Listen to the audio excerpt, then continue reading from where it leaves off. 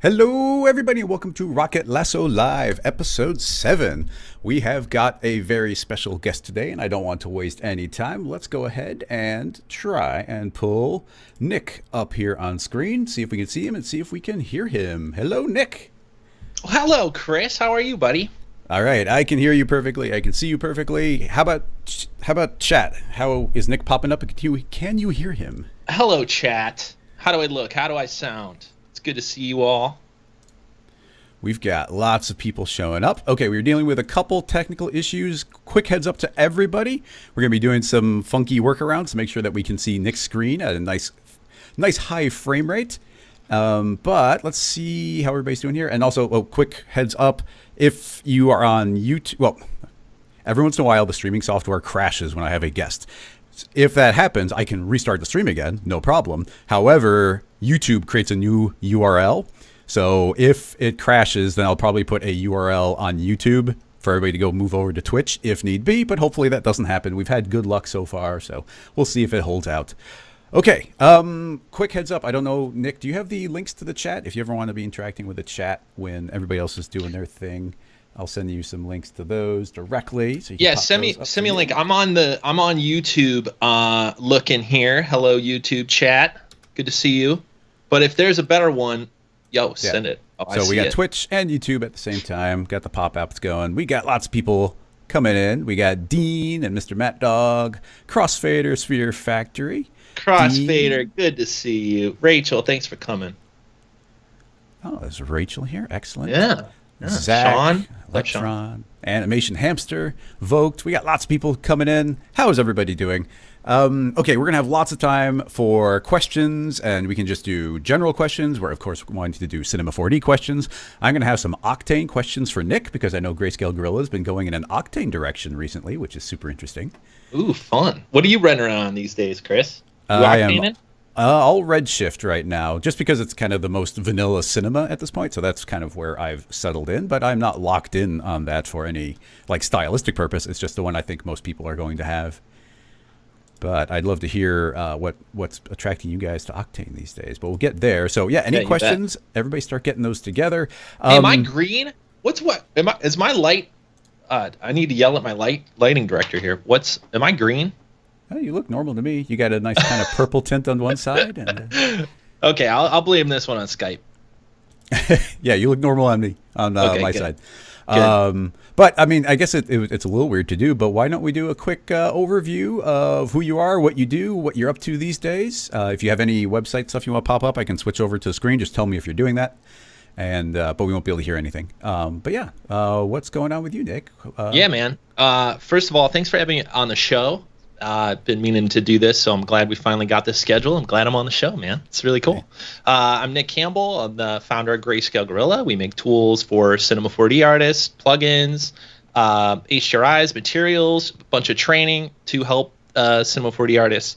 And in fact, if you are a fan of this guy here, Chris, not only do we have a ton of great stuff from Chris from back in the day, that you can come check out as well on YouTube. And we're actually moving a lot of stuff over from the Vimeo days to YouTube. So so keep an eye out. I think actually one of the last ones we did, Chris, was from one of your what was that one called? The topography one we just launched. So definitely check that out. If you're interested in learning Cinema 4D, we got a ton of great stuff to help you out. And then if you do work in Cinema 4D for a living, we create tools to help you do it faster and make it more beautiful. So check it out if you're not familiar, grayscalegorilla.com, the longest URL ever made. Wish it was a little bit shorter, but you just type in Cinema 4D tutorials, we should pop up there for you. Yep, Rachel, see, I am a tinge green. I knew it. That's okay. I'm trying to look at it on the stream. I mean, you look the same as I do. There's a couple people saying your mic isn't sounding amazing. You sound pretty good on my end. And what I'm hearing should just be what's running through Restream. Too hot, too cold. I hate bad audio, guys. I let me know. I'll try to fix it. I just moved the mic away a little bit because I'm excited. I'm talking loud, but let me know. And I could tweak it. But if it sounds good on your end, Chris. Yeah. Look, as long as it sounds good on your end, that's really what's getting captured. But anyway, everybody start getting those questions together. We're going to be just riffing. This is going to be old school. We'll tackle different things. Maybe I can build some sort of rig, and then Nick can go and make it look pretty with some lighting and some materials. There's a bunch of cool new materials out from Grayscale Gorilla. I think you got a bunch of new car paints out like this week, right? Yeah, it just came out yesterday. So I guess I kind of flew past exactly what we have over there, but right now, we have the ability for you to get everything we have under an umbrella we call Grayscale Gorilla Plus. So it's a membership, and you get all of our plugins, all of our materials, all of our HDRIs, and all of the pro training for one price a month or per year. And we're constantly adding new stuff to it. And yesterday was one of our biggest additions yet. So we have a brand new material collection. Might be able to show you later in the stream if we end up doing something like that, where I could show you some materials. An amazing new car paint collection. If you guys do car paints, or even if you don't do cars and automotive specifically, if you guys do any like really textural paint jobs, things like guitars, like motorcycle helmets and other things that have that kind of shiny, glossy flakiness to it, these car paints are frankly the best car paints made for Cinema 4D artists. You got to go see them in action. And if you're a Plus member, they're in your library right now. You just click and download and start using them in all of your projects. So we released that, some HDRIs, a bunch of new stuff, but we can get into that later. But yeah, I'm excited to have it out. It's really been a big journey to get Plus to where it is. So I'm glad it's available to everybody now. Yes, excellent. Okay, I'm going to go over the rules really quick for everybody if you're going to be posting questions. First of all, you can only post links on Twitch, not on YouTube, but feel free to type out questions on YouTube, even Cinema 4D questions. Those are some of my favorites, so no problem there. If we don't get to your question, I don't even click the link. Feel free to post it again. Just don't go spamming it. If we're wrapping up one question, go ahead and post again.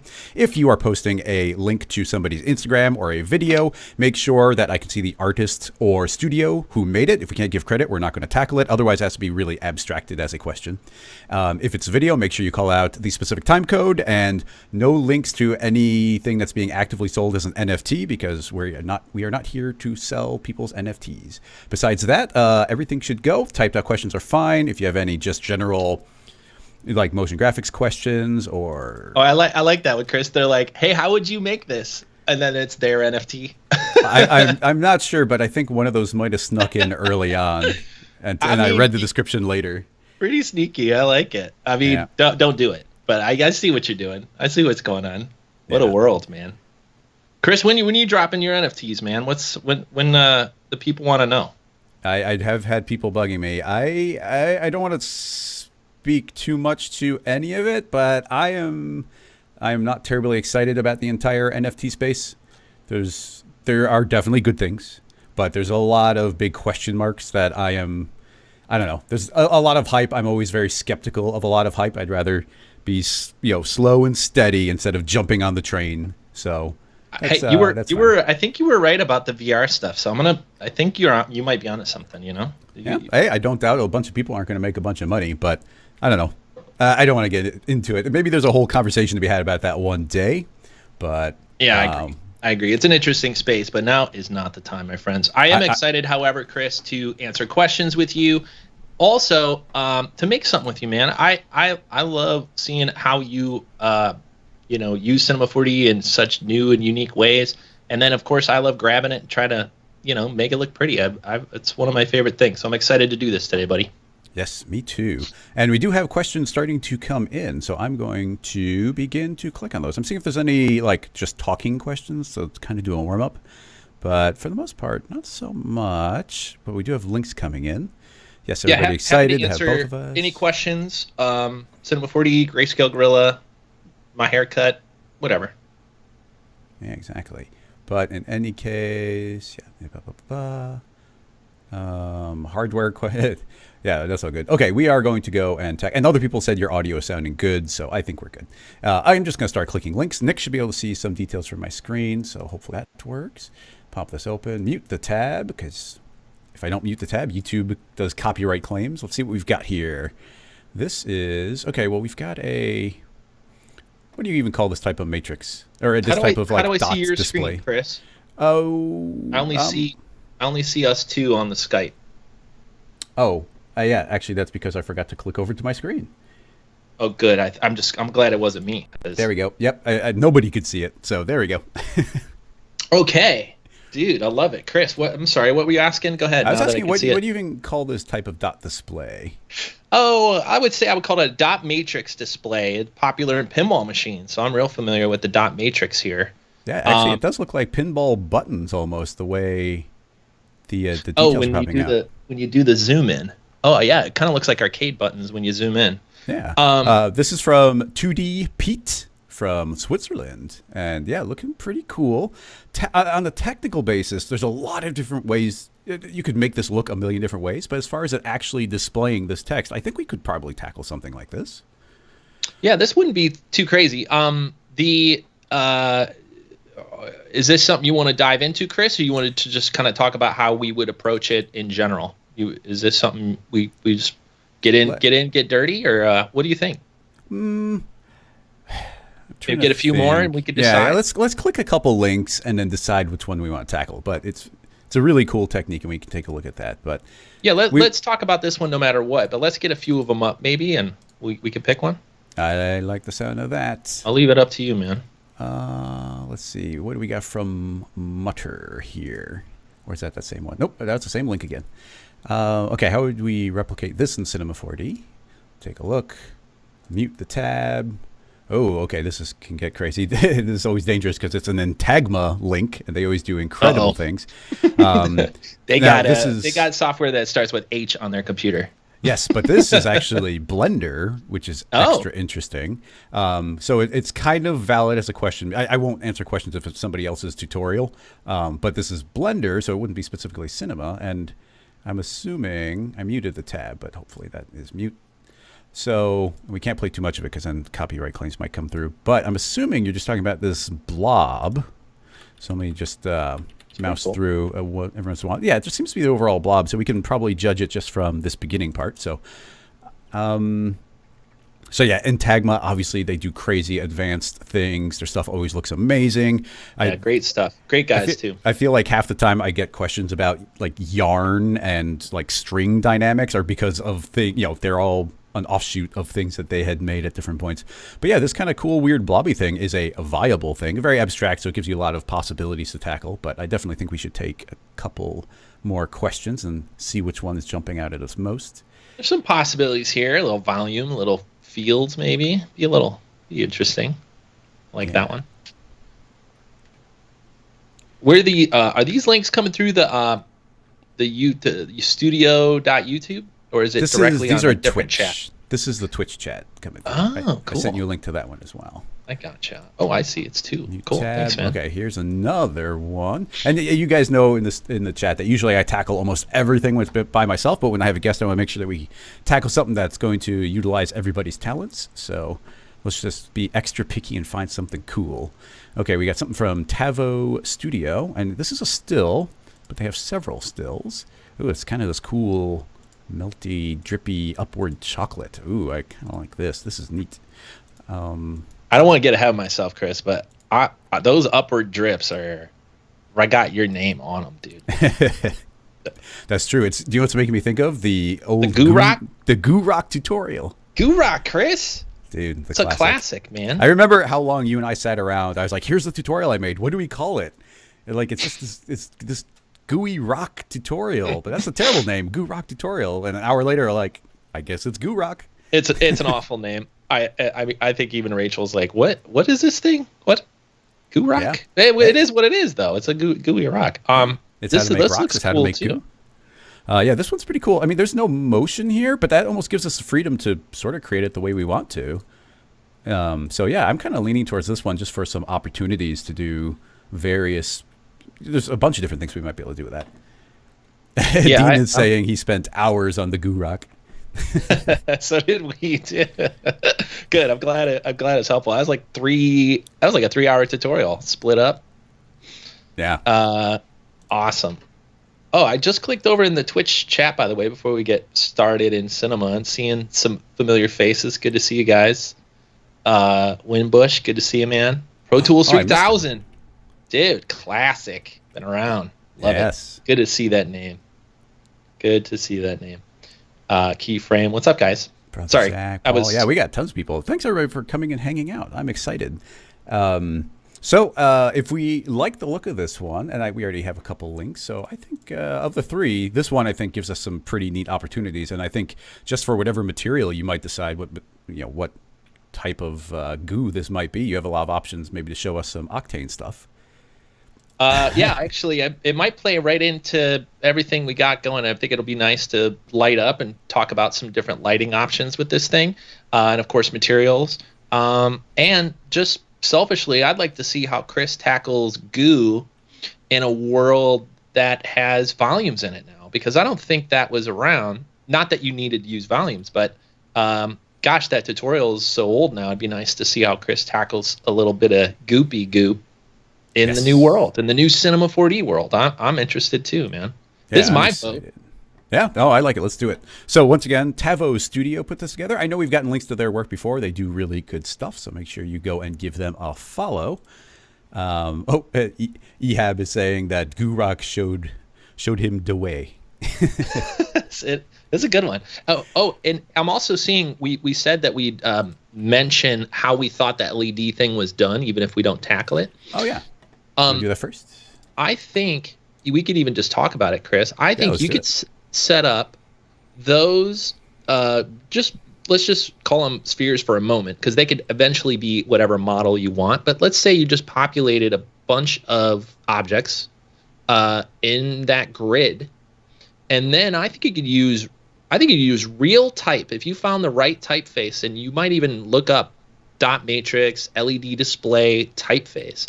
Find something that has that thinness, that kind of mono thickness to everything, and then literally run that type along the dots and use that type as like an effector, essentially, to turn on and off the brightness. I think we can actually dissect this a little bit extra if we want to start getting really picky. I mean, there's a really cool look, but if you want to get really specific, when these are in real screens, when the text is moving across, you're going to get that exact same look, but offset like pixel by pixel as it moves across the screen. But here, in certain shots, you can actually see, like if you look at this Y, like sometimes some of them are being partially lit and other times slightly not, where I think you can actually see that text passing through. Moving. So yeah, it's that's essentially, a good point. The voxel look of it is slightly jumping between them. Yeah, it's a good point. When you do it on a real dot matrix, it's going to jump exactly to the next set of pixels, and what we're seeing now is something that really it doesn't actually do in a typical dot matrix screen, which is give you all this gray and kind of jitteriness. And I think you're right, that Y shows it the best. Maybe the U too, where it kind of gets too thick there for a while. Let's do the 30-second version. So just a matrix object, create a text object. We won't even change the text, just lay it down on the ground. T for scale, move it over. And I believe if we go into the matrix, give it a plane effector. I don't want to affect the position, but I would like there to be a fall off based on the text. Tell the text to be not a curve, but be a mask. And I want the mask to be coming down from Y, so along Y. Now you can see the text is getting projected in from here. And you can see there's a little bit of a transition.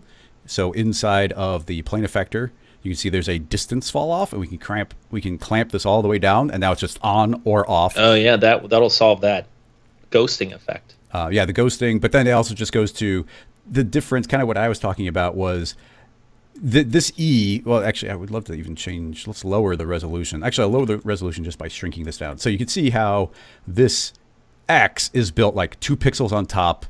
It's like 2 offset 2. But if I start slowly scooting this text, you see how like kind of the way that it's formed is a little different. It's like now it's 2 layers of 2 on the top. So that's a slightly more difficult thing to perhaps tackle. But now we've got this pixelated look as long as you move nice and slow. And this matrix doesn't have to be a matrix. It could be any model.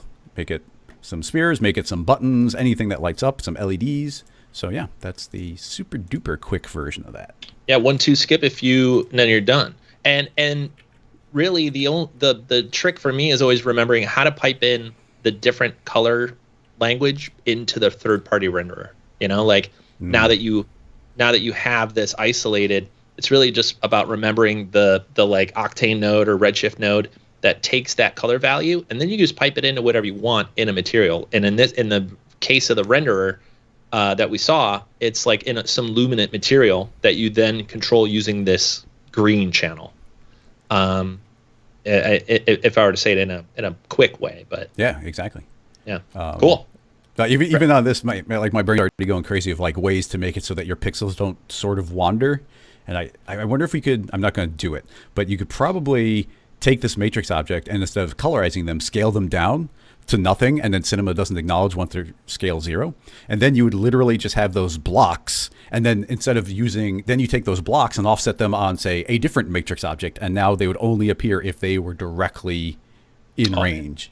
So that could actually use one to trigger the other. Yeah. So layer those up. That could be cool. Yeah. So do a search too, if you try this at home, for like a pixel font, something that has that built right in, like an LED, like a clock radio type of display. Alphanumeric might be a good search term. You might find the typeface that'll actually just make this a little easier. Cool. Good. I didn't mean to take you off course of the goop. I mean, I'm super excited of the goop. Yeah. But I just want to make sure we answered that one. Yeah, that's good to do that while we're still back at that early step.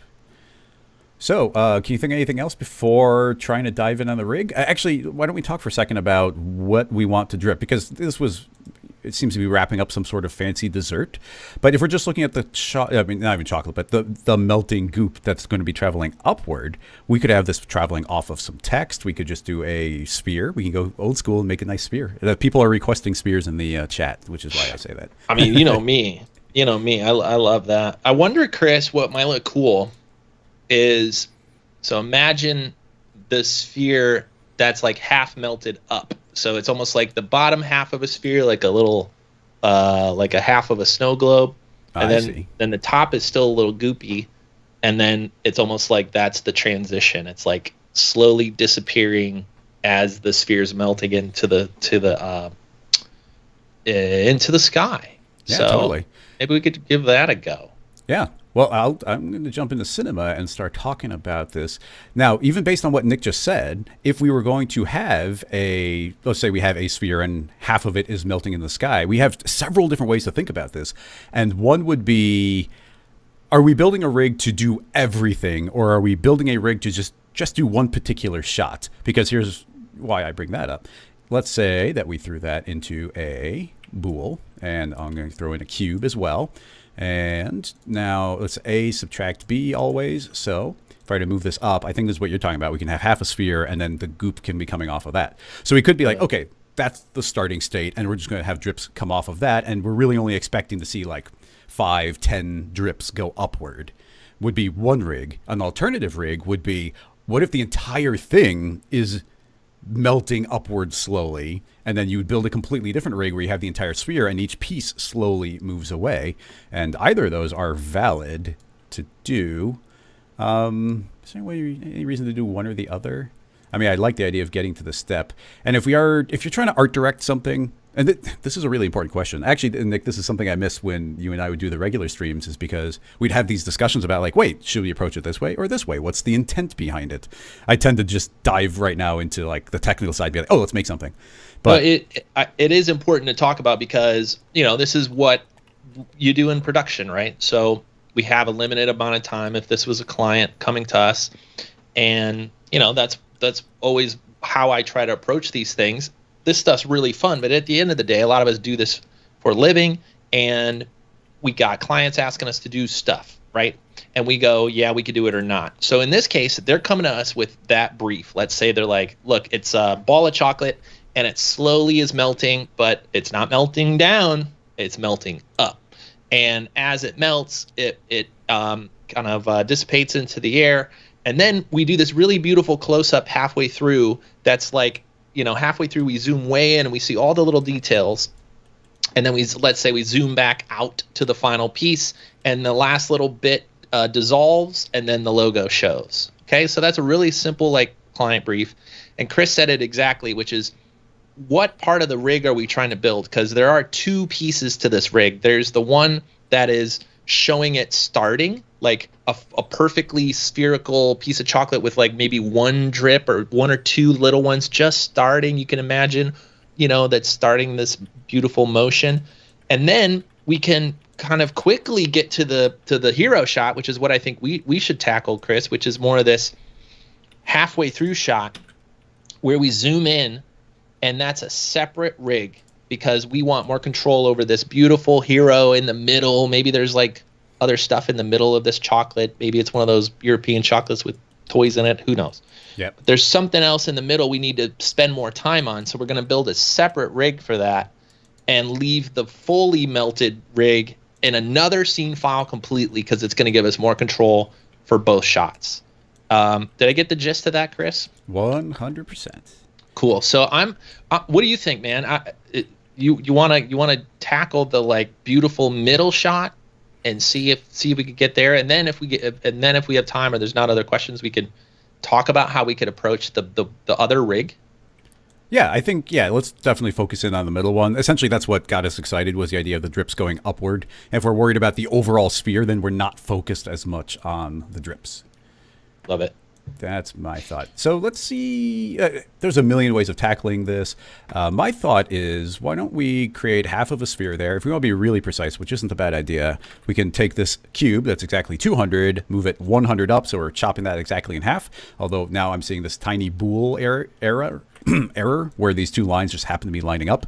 So I guess even along those lines, we'll just tick that down just a tiny little bit. Not surprising, just perfect alignment on the bool. That's to be expected. And then I'll make a helix shape with a start radius of 100, an end radius of 0, and a height of 0. And that will give us this spiral. And that is just going to give us a nice controllable way of kind of controlled but randomly placing some drips. And I wonder if we can get away with, honestly, just using a matrix object here, setting that to object mode, dropping in the helix, and now I can create exactly however many I want. Here's a count. If we wanted to randomly offset them, we could, but in general, this is going to give us some pretty nice spacing. If we're inclined to, if we want more, we can increase the spiral, so they'll travel around additional space, and increase the count until we get, once again, something pretty nicely evenly spaced. So actually, that's looking pretty nice to me. So I'm going to try and build this in the simplest but most controllable way we can. So we'll keep this clean, name this drips, and turn off caps lock will help. Drips. And then we want these to slowly and individually travel up into the air. That's going to be straight up into the air, so a plane effector seems appropriate.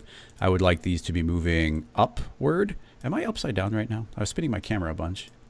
Oh, that's correct. Why are those traveling down? Oh, the helix must have spun them in a direction. I can fix that easily just by going into the matrix and saying, hey, don't align the clone. And now you see they actually travel upward. So what's the furthest that they might go? Actually, they might end up going quite far because as the individual drips travel, we're going to want others to go further. But let's say at the height of a drip, we'd want to go, I don't know, maybe about there. So that's just pushing straight in the air. We can increase that or decrease it. But for now, how about adding in let's say a linear field. Yeah, I think linear field's a good idea. And this is just going to make it so we're multiplying everything, so they'll all travel up this way.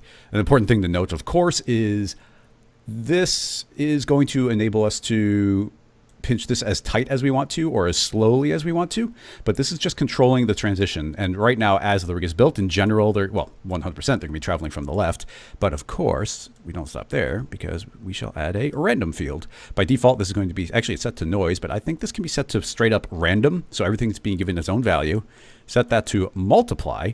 And now they will travel up in general from one direction on one side to the other, but still based on this linear fall off. And you see them each doing their own individual thing a little bit more. But there's a lot of ways to offset that. Additionally, I don't want any color. I'll turn that off. Let me think. What's the way I want to do this most? Because there's so many approaches, even just to getting this to transition. We could be animating a noise on. We could be doing this fall off slowly. And actually, here's an important thing. If I spread this out really wide, they'll all travel pretty uniformly, and they'll kind of get a drift of all of them. But if we pinch this really tight, then in general, we're still going to get that fall off that we saw. I don't mind that. Chris, try the if this was the full shot, if we're describing that original brief where we kind of like start the animation, then we zoom in at like this area, this part of it where it's like the most beautiful part. I would say animate it with that wide gradient and don't have it ever start. In other words, we're already you're already in the animation and it starts kind of like, we're like there and it ends there. Actually, even you just saying that just made me think of doing the rig completely differently. Because what I was going to do is, and we could do this super quickly, which is creating a tracer object so that we could be tracing these. So hitting play, and should probably get because you need the tracer from the beginning. We'd need the tracer from the beginning, so we'd have to travel up from 0, or we wouldn't get the trail. But based on what you just said, what if we?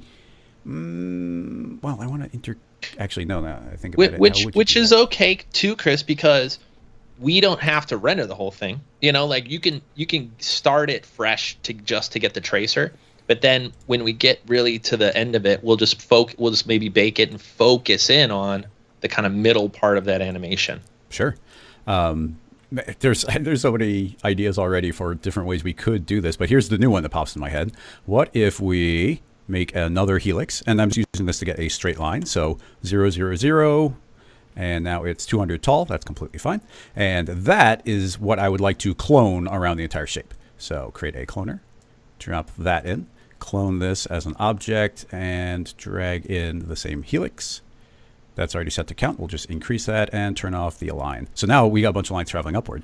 The difference now being is let's modify these via scale. So let's say that, yes, actually this drips aren't even necessary anymore because we want this line.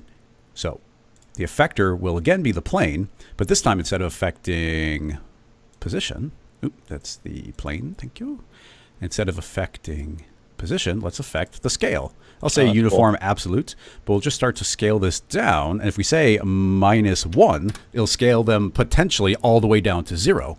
But now these lines exist, and the same fall off can be used to drag this and have them travel. But you see, now we've already got existing lines traveling upward. And some of them, I'd like them all to get randomized, but we do have some already in process. But depending on our POV, I guess we're overlaying. I'm trying to think. We got to remember like that we're some invert somewhere. Yeah, it is inverted because we're scaling down. This plane is saying, hey, scale these down to like nothing. I guess maybe a cleaner way to do this is say, hey, let's give it a really tiny height of 1. And now the plane won't be doing this inversion. Instead, we'll say, hey, you can scale up to 200.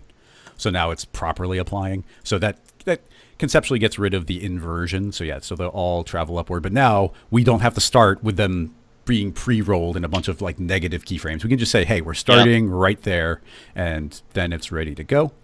Dig it. Excellent. And then let's bring those drips back. I don't need the effector. But what we can do is say, hey, clone not onto the helix, but let's clone onto our other cloner. Let's see if it acknowledges it properly. It's taking on, that's interesting. It's taking on, it's taking on the scale, and they're currently scaled up to 200%. We can get around that by saying, hey, calm down. You go into a connect object.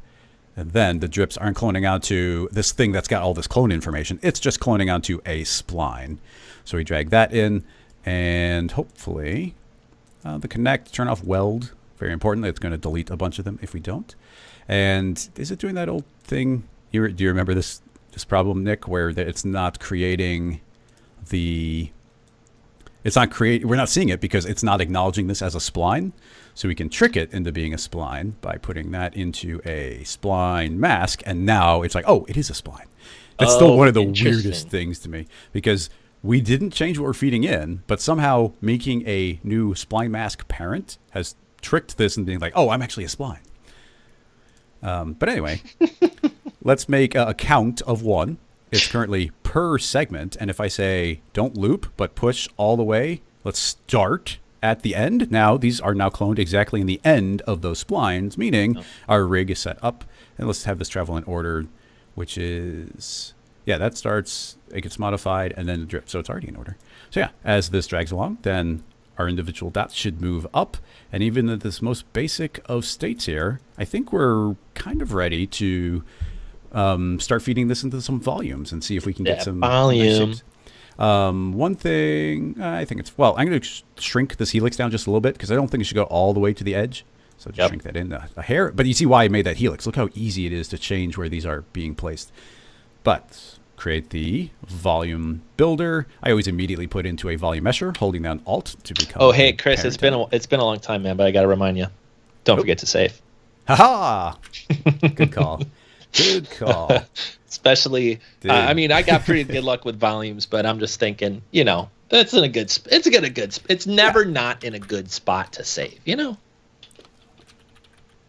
Volume, negative gravity. Yes, very good idea to save. Essentially, you should save as soon as you'd be upset if you crashed and lost that amount of work. So very, very good call. Good time to mention that if you support on Patreon, then you get access to these scene files. But in any case, here's our volume builder. It's inside a volume mesher. I would like it to be seeing the splines. Let's drag in the spline mask, see if it sees that. Yes, it does. So we'll use a spline mask. Jumping inside, we can already tell we're going to want more resolution from this. So let's drop our voxels to 3. Which, okay, you can see a lot more resolution. That might be acceptable. We might change it as well. I would like the spline to be acknowledged as a density of 1. And then you see it smooths that out overall. Here's the overall that's radius. Cute already. I love it. Oh, yeah, it's like these cute little diglets. Little Pokemon. So now I put the radius down to 5 because this is just supposed to be the connecting drip. Then let's drop the sphere in next. We'll drag that. And now that's instantly that gets blobbed in. We're probably going to want to add some variation up on the top, but let's not worry about that quite yet. And lastly, the drips themselves, drop that in. And I think that these will get acknowledged as individual drips. But here's the reason why I did this first. I'm going to save again. I wanted to see if the volume will acknowledge the scale of these. And it does say use particle size, so I'm hopeful. So with the drips selected, I will create a random and drop it in the drips. And I want it to affect the scale uniformly, and it will say positive and negative. Is that applying? No. I didn't have it selected when I created it. Doop. Okay, so now it is being applied. Turn this off. So that did not visually change the scale yet, but inside the volume builder, if we turn on use particle size, yes, awesome, totally worked. So now you can see that we can randomize the scale if we turn that on. I didn't know if it would work, but it did. Very nice. So we can control these drips. I don't want quite so much randomness, just a little bit. And potentially, and it could be a good idea, that instead of using this just purely random scale, we could have tied it into that same other fall off. So the further up they are, maybe the bigger the drip is, or maybe the smaller the drip is. Do you have a thought or preference on that, Nick? Like, should we just leave it random? Or I would say 2 things. Make it a little bit more teardroppy if possible. Oh, definitely. That's the next step. Taller. And then as far as randomness, I don't know my liquid physics good enough, but I'm thinking just like random would be fine. I feel like I don't know if it's like tied to the length. I almost want to go look at the reference and kind of see, but yeah, they're somewhat uniform. They actually no. See, well, I guess it makes sense. The more they stretch, but the more Yes, well, yeah. But I guess it's pretty random. You see, there's some fat ones, but you get it's skinny up top, and as something stretches, you would expect it to get skinnier. But you can also see there's some skinny ones down there as well in the reference. You know what I think? So you know what I think? Sorry, Chris. I feel like it's easier to talk over you when I'm not in the same room. To cut you off there. Sorry, buddy. I feel like if you imagine a drip forming and then all of a sudden the actual drip falls off the end, then it's kind of skinny for a while. Then until the rest of the liquid kind of condenses. So I think the random and some of them super small might be the right way to go. Yeah, let's do it. If you get that little like kind of teardroppy tallness to it, I think it'd be good. Now here is the magical step that everybody's waiting for, and that is using the smoothing deformer, which I absolutely love. Drop this in, and that is what's going to actually start making this look cool and drippy. So, look at that. Yes. So nice. That's everything you want it to be. Now, because of the way we built the rig, I think it's just a good idea if nothing is quite close enough to bump into the neighbor. But that's as simple as grabbing the original clone and changing the count, and just either finding a random seed that happens to work out, or potentially manually placing them to make sure it doesn't happen. I mean, and potentially them bumping in is fine, but I wouldn't mind. They're being a little picky, but that's fine. Actually, there's a little uniformity to that, so let's go easy. Actually, no. What am I doing? Okay, so we do this. This is still an entirely cloner-based setup, so how about throwing in a push-apart effector? I almost never use push-apart, but this is a good situation to use a push-apart. So let's drop this radius way down. Also, I'm going to temporarily turn off the volume, which should probably be down at the bottom to be the last thing to calculate. And, the push-apart is really pushing things apart. So let's go way easy on that. Oh, is this? Oh, okay. It's really interesting. You got to keep this kind of stuff in mind. But what's happening is it's seeing the modified scale again. So even though I'm putting a really tiny radius, they're flying really far away. But that's because the push apart is calculating after the scaling is happening. So if we say, okay, calm down, first push apart and then scale, and immediately see everything jump back into line, move this in the approximate visual spot, and now start increasing this just until we start seeing some movement. So you see right there, that should be enough to push them completely apart from each other. The drips are still hidden. Turn back on the volume, and let's hide some of our original geometry. And yeah, make sure that does not render. And now we get the drips, and nothing is bumping into each other, and it's looking pretty sweet, actually, pretty simple. Let's see, just for fun. Okay, we're getting nice playback, so you can actually see, look at those. And if you want to, I mean, like we're saying, this rig is not necessarily built to have them go off the surface, but if one does happen to be on the surface, like this one right there, kind of like that one's hanging out late. If we go far enough, presumably, well, okay, that one must be randomly getting multiplied. Oh, okay, here's what we do. Inside the plane, we are currently multiplying, and this could be, and because we set this to random, this could be applying everything from a 0 to a 1, from a black to a white. So something might be full power, something might be minimized, and that's what's happening to this one. Instead, we get two options. We could say overlay instead. So now, no matter what, like, when you overlay two materials on top of each other, if you're overlaying on top of a gradient, if something was black, it's going to be still black. If something was white, it's still going to be white. But it's all the middle grays that can be affected. So that means no matter what, with this overlay, there will be some motion from everything. And presumably a lot. You can see how high that will start going. But we can just play in this nice little range here in the beginning. But like seeing those drips come off the surface is really neat. So in addition to that, what if we just take that helix, and we're building everything really cleanly, let's just pull that a little bit further down into the surface so that when those drips actually begin to exist, they'll pull completely from the surface. Yeah, it'll kind of form from zero almost. Oh, that's forming and then pulling up. So, that's looking awesome. Now, honestly, I don't know that there's a ton I can add. Well, what are things you'd like to see added? The one thing I've got in mind is adding a little bit of wobbliness to this flat surface. But what else would you like to see, Nick, before I were to hand this off to you? I think you nailed it. A little bit of like waviness on the top and some sort of very subtle or slow movement of the sphere going down. I think that will help sell this. So making sure that the top part of that surface and whatever rig you're about to build looks like it's going down a little bit. And I think it will help sell this look of melting away rather than just drips coming out. And then the wave thing that you said, like a little warbly on the top to sell it, or a couple thoughts in my head. That's the main one. Yeah, sounds good. So, couple different things we can do. First of all, as Nick was saying, it might be nice to have the chocolate melt away. I'm going to keep calling it chocolate, even though maybe in the end we'd make it something not chocolate. I'm going to add one more thing because Zach, I go by Zach in the chat, has a good idea that I think will help sell it at the end.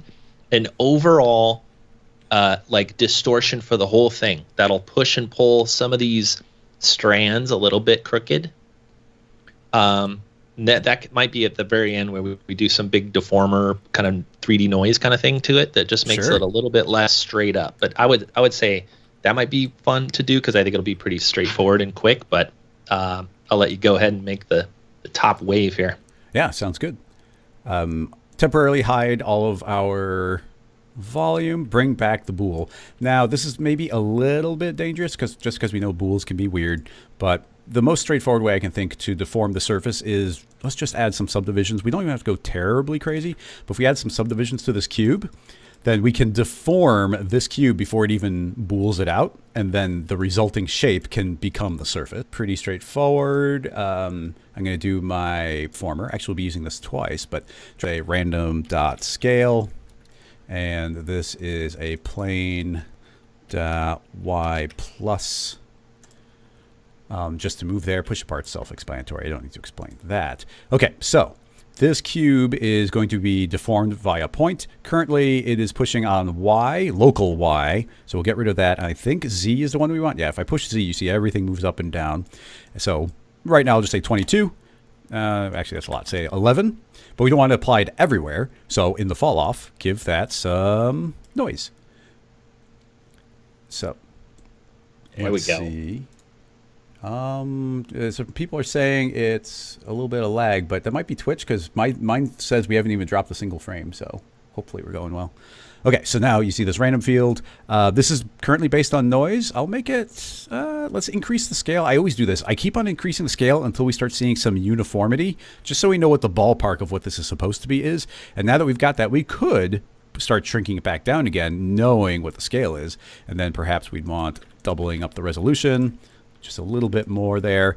This random noise can be anything we want. In this case, knocky maybe? I like a nice knocky. It's all going to get smoothed out anyway, so we don't have to worry too much. Scale it up again for that uniformity. It's a little subtle, so how about cranking up the amount of deformation? That's pushing there we down. go. That's fine. Yeah, there we go.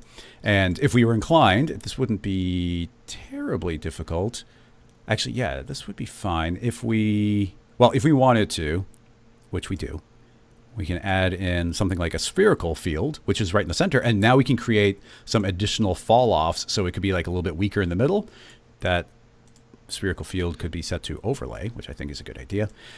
Too powerful right now, but we always pull back. It's always a good idea to go too far and then pull back. And then under remapping, I'm going to say invert. So now we can decide exactly how and where things are getting applied. Actually, I kind of liked it the other way. Just a little. I would say go the other way, because if this was in a glass, whatever, you'd have that little like meniscus at the end, kind of curling up, you know, like the liquid anyway. So that this like cave kind of thing, I think was looking pretty good. Yeah, so just by setting this to overlay, we can set the exact amount of power we want, just a little bit, just to imply a little bit of dip there. But we can still see it get all messed up there. We can pick a nice angle. Now, we just have to make sure that our helix will always be low enough to be underneath the shot. So we can get fancier with that if we need to. I'm not super worried about it. But the main thing is going to be just taking this cube and moving it up and down. And it looks like the bool is cooperating. We're not getting any bad pops anywhere. So how about just a quick keyframe here? We'll keep this simple. I'll set to linear, Control D, and say key interpolation, set this to linear. So when I create keyframes, they're not easing in and easing out. So at the time of 0, that'll be the arbitrary height. And how long do you want this to be? 90 frames, 3 seconds? What are you thinking? Yeah, I would say like a 3-4 second thing. And I think it's important too. It's good that you pointed that out, Chris. That linear keyframes are perfect for when you want to capture the action mid-action. You know, which is exactly what we're doing in this shot. To go back to the start of what is this rig for? It's for capturing the middle part where we maybe slow things down and see it really move slow. And so in that case, you do want it linear. Yeah, we're catching it mid-action. Exactly. It's already moving. And I think that's important when you think about your camera moves, all this stuff. Like linears, if you're cutting to action that's already happening, linear often is a great place to start. You just don't want to see the first. You just never want to see the first frame of a linear keyframe almost. Yes. Well, yeah, we wouldn't want, if the animation to begin, we wouldn't want it already doing this. But, okay, so now we've got this moving down. Because the drips aren't sucking out too much volume from it, let's leave it nice and slow. But it's traveling down, so how about adding a little bit of animation speed into this? Okay, we got to go really easy on it. Yeah, super. I think this is like a slow-mo. 2%. just a little bit of change between them. And let's keep in mind, it's going to be getting smoothed out as well. So the additional subtlety will be added as soon as we reintroduce our volume. Hide the original.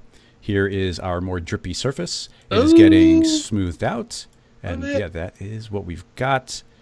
I haven't keyframed our linear field, so let's choose where we want this to begin and end. So you tell me. Okay, so here's our total range. So when do you want to start? I would say like move it, go. You say stop. Yeah, keep going. There. Wait, like right. See that one on the right? The little peekaboo right on the right? Yeah, wait, go down a little bit more. Yeah, right there. Alrighty, yeah. Okay. It's tricky to time this with somebody when we're in different states streaming. I mean, the tech is pretty amazing if you think of it, but it is like right there. Wait, go back. Yep. Now, the ground has moved down, which automatically did a little bit of movement for it. But where do you want to end? There. There. It's. I imagine this is a super slow-mo cut it, zoom in. Okay, we're not getting real-time play. Well, let's turn this off for just a second so we can get some real-time playback.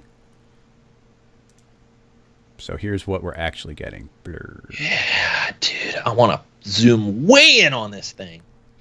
Excellent. So not too much more for me to do here before Nick gets his hands on it. Let's do that giant deformation you were talking about. I think that could be cool. Yeah, I've got one more quick request, Chris, which is take those top drippy sphere squares and either add a little teardrop to the bottom of them so they're a little bit less spherical, or just scale them like on the Y, just to give them a little bit more I don't know, drippiness and less. Sure, no, I'm like with you. The sphere. You know what I'm saying? I have a prediction though, because the volume builder was saying that it's seeing the particle size. I bet you that it doesn't see its X, Y, and Z. It probably only sees one dimension. But that's not to say we can't fix it, because I know ways to fix it. But let's just grab the overall. This is going to grab every single point on the matrix. I'm going to say scale vertically. And you see they're scaling up uniformly. Even though I'm only scaling on Y, they're scaling up overall. So I can't see them individually. We have two options. One would be turn these into geometry, and they could be stretched. And then the second idea, and this could be silly, but my thought is just to do something different, would be let's make a drip 2. And these drip 2 are doing the exact same thing. Except I'm going to say, okay, yeah, you're doing your thing, but just back yourselves up a little bit. Yeah, back up a little bit, and then we'll scale them down a little bit. It's pretty good. I mean, I would have never thought of that, Chris, but I think you might be onto something here, buddy. It might make it a little extra, the way that volume works. It kind of like over adds sometimes. But this will be interesting to see if this works. Increase the radius. Yep, there we go. My goodness.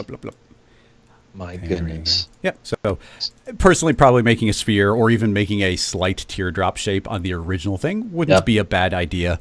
In fact, you could go crazy advanced probably, and no, that probably wouldn't work. I was going to say make a taper that follows along the spline, but I don't think that would actually work.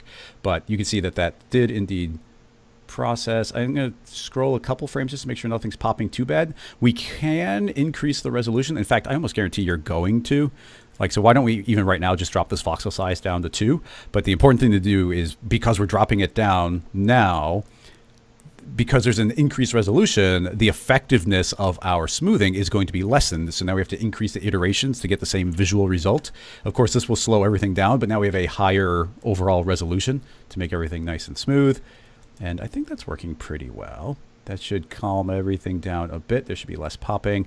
The blobs are emerging. All right, let's just get that overall deformation going, because I thought that was a neat idea. And my thought is, I guess we've got a lot of geometry here. I'll hit save again. But why don't we just do another deformation on this overall shape, and we'll process it pre-smoothing, so we can really mess it up and then let the smoothing fix it. So, okay, here's the way I'm thinking we do it. Actually, let's just steal this plain deform. So I'm gonna copy that, but I don't want the contents. So you can see this is just super inflating everything. So that's way too much. But let's go a little easy on it. We'll start here. Inside the fall off, create another random field, and now you see it's only applying in some places. The random field, set that to normal. Here's the overall scale. We can make that larger. Let's add a lot of verticality to it. I think just in general, it could, like a general vertical stretchiness could give it the upward motion in general. So yeah, I mean, that's really coming through on this shape, a little less so on the vertical ones, but that could be if we shrink down our X and Z. So let's drop those down to, let's try 22, 22. And then you can start seeing a lot more individualized messing up on everything. Could be fine. Now, you see I'm super duper messing this up. In fact, we are just straight up inflating it outward. There's things we could do to push it in and out. But let's just see what happens if we now say, okay, but then the smoothing happens. And actually, just to show you, if I turn this on and off, it just seems, it smooths out so much that it just seems to erase out all that. It just is slightly inflating it. So here's a trick I like to do. What if that comes after the smoothing? And we can go pretty light on this. We don't want to go too far, but like it is a smoothed out version. And then we'll just make another smoothing deformer. No, nothing says we can't. So another smoothing deformer, but this time we're just worried about smoothing out that extra deformation we made. So we'll just calm it down a little bit there. Oop, I didn't copy. Make a duplicate of it. Bring that back to 33. Okay, so now we get the super smoothing one, a little bit of deformation, and then a little bit of smoothing again, just to pull back on these imperfections and let them very smoothly get laid out. So let's just see what this deformer is now doing that. Should I put the effort in to make it go negative as well? Because it's kind of making everything a little fatter. And it's too, yeah, I do like it skinnier. Yeah, so let's try and make this go in and out, or actually, I could mess it up, but let's just try inverting this. Let's just say, hey, this goes negative. So it's going to make everything skinnier. Ooh. And then the smoothing, we just have to make sure, we don't want to go so far that this happens. Yeah, you don't want the pinch. So like if we put enough smoothing after the fact that we could potentially prevent it that way, but it does get really thin. I guess we just, if this is the one that's sticking out as getting pinched, why don't we just make sure it's not pinching quite as much? Perfect. And even that's probably like 2.5 or something. Super skinny. Ooh, I like it. So this isn't going to play back in any kind of real time, but it's still very scrubbable. Drip. And I mean, there's a lot we could do. We could modify. We could be animating the scale of these drops as they go upward. We could be having some drops loose in the air traveling away. There's potentially a lot of options, but I don't know how much further we're going to go on modeling.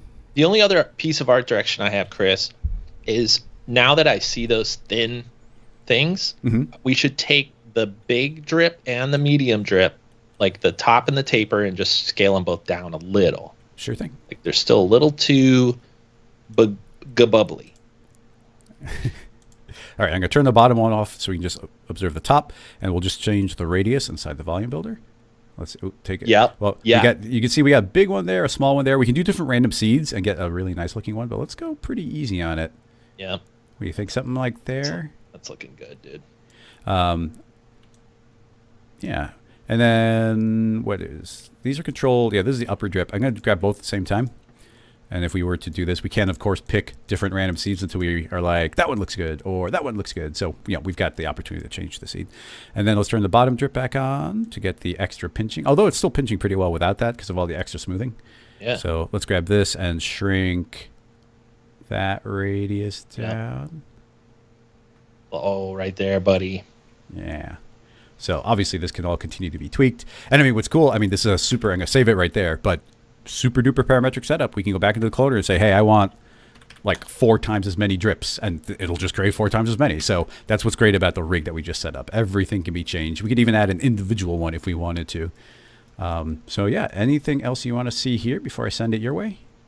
Scrub through there, Chris. Let me see where we're going. Let's do a nice flat one. So buddy. I'm going to attempt to scroll in real time because we're not going to get real time playback. Yeah, I think depending on how you deliver it to me, what do you think is best, especially for live stream? Do you want to give me a bake, or do you want to give me this raw, or do you want to? I'll give it to you in this state because, well, first of all, it'll be really quick to transfer. If we bake it down or do an alembic, it's going to big old file. It's going to be a giant file. So yeah, let's give it a go. Save. I'm going to put, just so it's going to be clear on your side, I'll save this as C_Chris. Save, and now give me a moment, everybody, as I put this in Dropbox so that Nick can get access to it. I should have been saving these directly in Dropbox. But Let me give me just a sec before you switch over, Chris. I'm gonna make sure I got it all, and it's in here. Dropbox. Where did I put that? Live stream guest sync.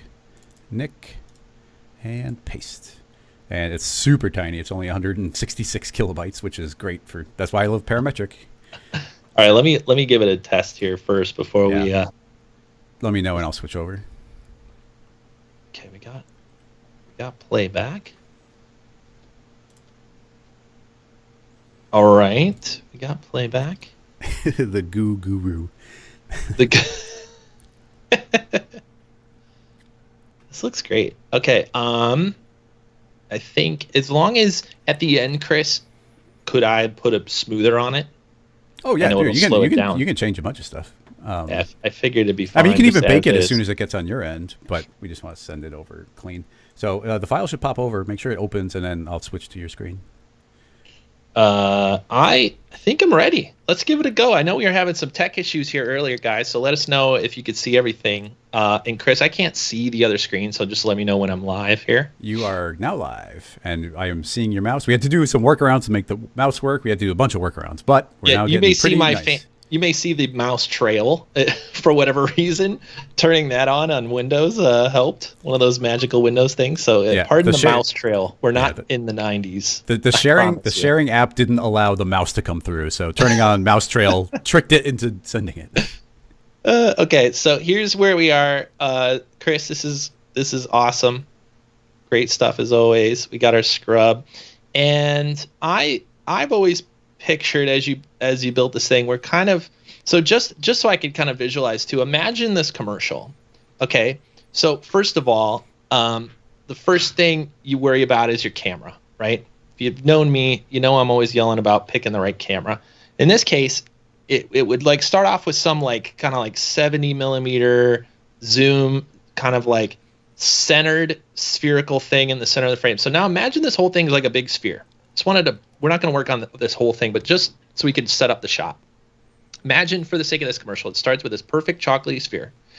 Then you start to see these little drips go up fast, like it starts like melting away. The level comes down, and these drips start flying in the air. Then we get to this kind of middle area. This is when we cut. I'm actually just going to duplicate our camera. We're not going to do the full edit or anything, but this is when we cut in. And if you remember the goo rock, we actually did this. We did the kind of opener shot, and then we zoomed in to this kind of close up to really see what the heck's going on in this thing. And we showed all this detail, and then we backed out again, watch the rest of it dissipate. And in the goo rock, it was like closing into a rock or whatever, but you get the idea. Okay, so that's all I was talking about at the beginning. But let's start making this look like chocolate. Let's do it. So first thing I do is I'm actually going to copy and paste this whole thing into an Octane starter scene. And this is something that I've built using Octane so that I don't have to reset up my render settings, reset up my favorite kind of setup every time I use Octane. So I'm going to immediately do that. I'm going to copy it. We're going to go into this Octane starter scene. You can see it's already here in the live viewer. But this scene is set up just so I have some basics that I use all the time, right? I got little shapes here. I got a background. I got an HDR all set up, ready to go. Got some materials in my scene so I could instantly just drag them in. This is how I like to start, especially with these third-party renders. So let's just copy this in, paste it in, I should say. And I put it in a null so that I can move it back around, and I could just put it right in the center of my scene here. And now I could get rid of course, all this other stuff. And now I have this beautiful drippy drip up in Octane. And Chris, since I don't have the view, the chat or anything visible, please let me know if something pops up that I can answer, or if I'm missing something. Okay. I think everybody's just mesmerized right now. So, I mean, Octane's beautiful, isn't it? Like, I think Redshift is just as beautiful. I think Octane's a little bit faster with this stuff where it's just like the grain goes away in half a second and done. Yeah, like, I think Octane definitely gets you where you're going faster, and it looks best out of the box. it's mesmerizing. So I'll break down some of the settings if you guys want. I'm using LUTs, and I'm using a lot of stuff to kind of dial this look in. But let me know if you have any questions. But for now, let's just set up some basic like food material, right? So chocolate. So first thing I'll do, actually, let me show off our new search in the library. If you're a Plus member, you have all these materials. We just added search, and I think there's actually a chocolate. There is a chocolate. Jeez Louise. Oh my gosh. Okay, so we have this chocolate. I think it's part of the Everyday Material Collection. Let's just drag it on. And what's great is, a lot of you are like, well, look, that's great. You get a chocolate right away, but I want to know how to make a chocolate from scratch. Well, you could open these up, and they're all open nodes ready to go, and you can see how this is set up. So we have a little scattering here. We have some rounded edges to round it off, which actually buys us a little bit more detail there on the edge. And then we have some scattering, which I think is kind of our subsurface scattering. We may have to dial that in. So let's actually dial that in. And this is why we leave all these nodes open here, so we could kind of lower it, see what happens. So let's go to 100. Our scene file is pretty large. It's a big giant sphere and not like the head of a person. So we probably need a lot of treat this bigger or scale everything down. Yeah, so I'm actually just going to keep dropping this density until we see something drastic. So there we go. So that's too much, right? Like we could see through this chocolate. This is not. That's like Dr. Pepper. Yeah. Yeah. Yeah. Actually, if we go a little bit lower, I think we'll get like a little root beer or something weird redness. But yeah, Dr. Pepper, that's a better one. Okay, but 10, we're still seeing through it. But this is where you could start to dial this in and say, okay, now we're actually, now we could actually see through some of these strands, which I think for chocolate is a bit much. But if we find the right thickness, then it'll go a long way with a lot of these drippies. I'm going to move forward further in the scene so we could see more drippies. I don't know if that's going to affect, do I have to go frame by frame, Chris? No, because we're not doing tracer. Okay, so now we got some of that. So now let's frame up something that is a little bit closer to what I imagine our close-up will be. As soon as you zoomed in, it's automatically like, ooh, there you go. Yeah, so a couple things we'll probably need to do. One is throw it in a subdivision surface, which I'm just going to knock it to 1 just for live streaming. And also, I don't think we need a lot of extra, but some of these little details in the ground, I just think we need to ease up. I think I could just drop the whole null in here. I'm actually going to save on my side, Chris. Yeah. Actually, you might want to just drop the volume, but yeah, save it. Okay. Let's save as. Okay. And we could put this in here and remind me, Chris, about the scene file and all that stuff. Oh, I'll just rename it. Just go ahead. Rocket 1 chocolate.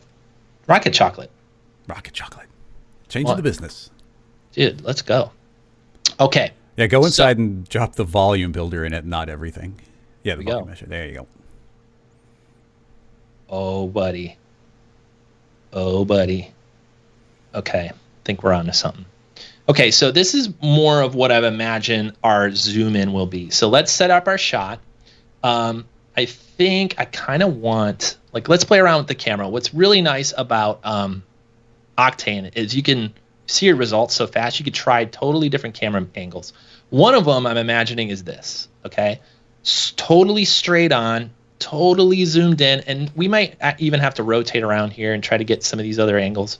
But some sort of side shot might be very visual.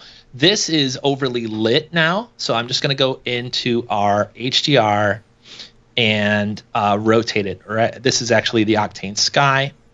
We're just going to rotate that around. We might play around with some other lighting options, but ooh, look at that. Got some nice backlighting. So this is the first thing I would do, is just set up what we want our shot to kind of feel like. Is it moody from the back? Let's zoom back out and show the difference. Imagine if the first shot of this was more like that. Remember the last one, how bright it was? Look at how much more moody and I don't know, is sensual the right word for chocolate? This is very album cover, stark, quiet feeling, where the other one was like, hey kids, let's bite into some chocolate.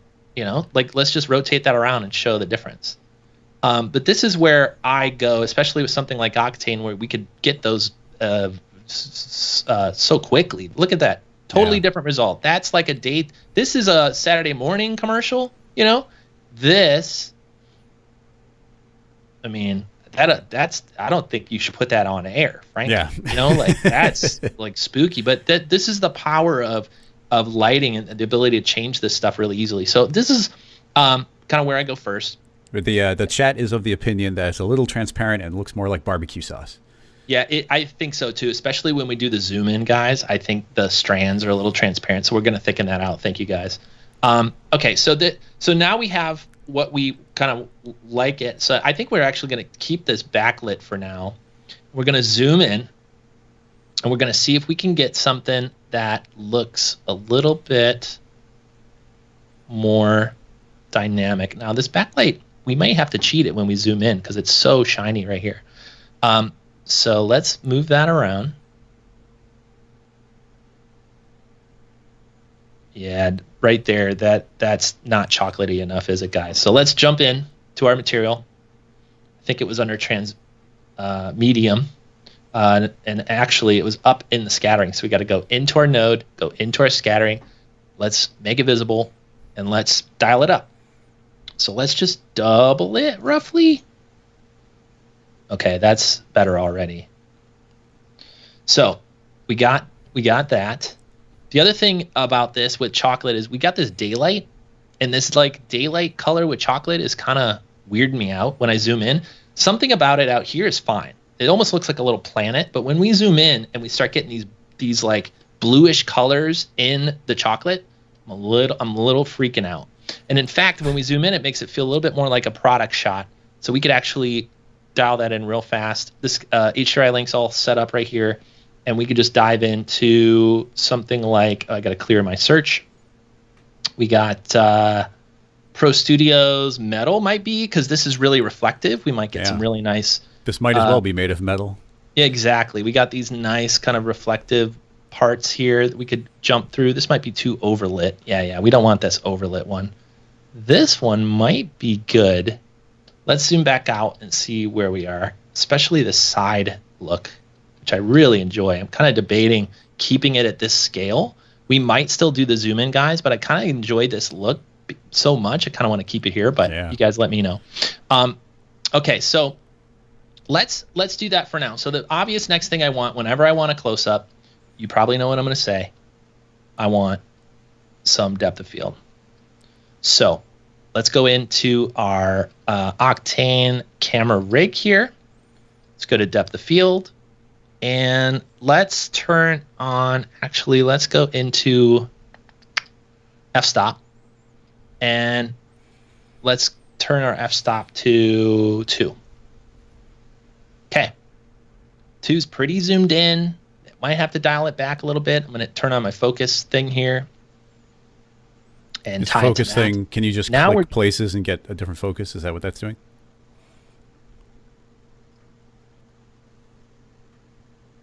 Nick? Uh-oh. We, I don't know if you can hear me, Nick, but we still see your screen, but I've lost your audio. Okay. Oh, wait, you seem to be back. Okay, I could hear you. I could hear you now, buddy. Yeah, can you hear me? Okay, so back to you clicked the focus thing. Is that just resetting your focus? Yeah, if you leave this on in Octane, then you can. Let me turn up our f-stop just a little bit more. It's kind of unrealistic, but I'm going to prove a point. If you leave this on, wherever you click will go in focus. Nice. So now the back piece is in focus. You can see up front is out, and if I click on, I don't know, this close-up dot right here, you can see the rest goes out of focus. So that's all, and I'm making sure our subdivision surface is working the way I want it. What I might do, can I add a Octane rounding tag here right on the mesher? I think I can. Presumably. So I'm going to add maybe even moving it up to the subdivision Octane surface. message. Okay, let me try it here first. Let's go to. I always forget where it is.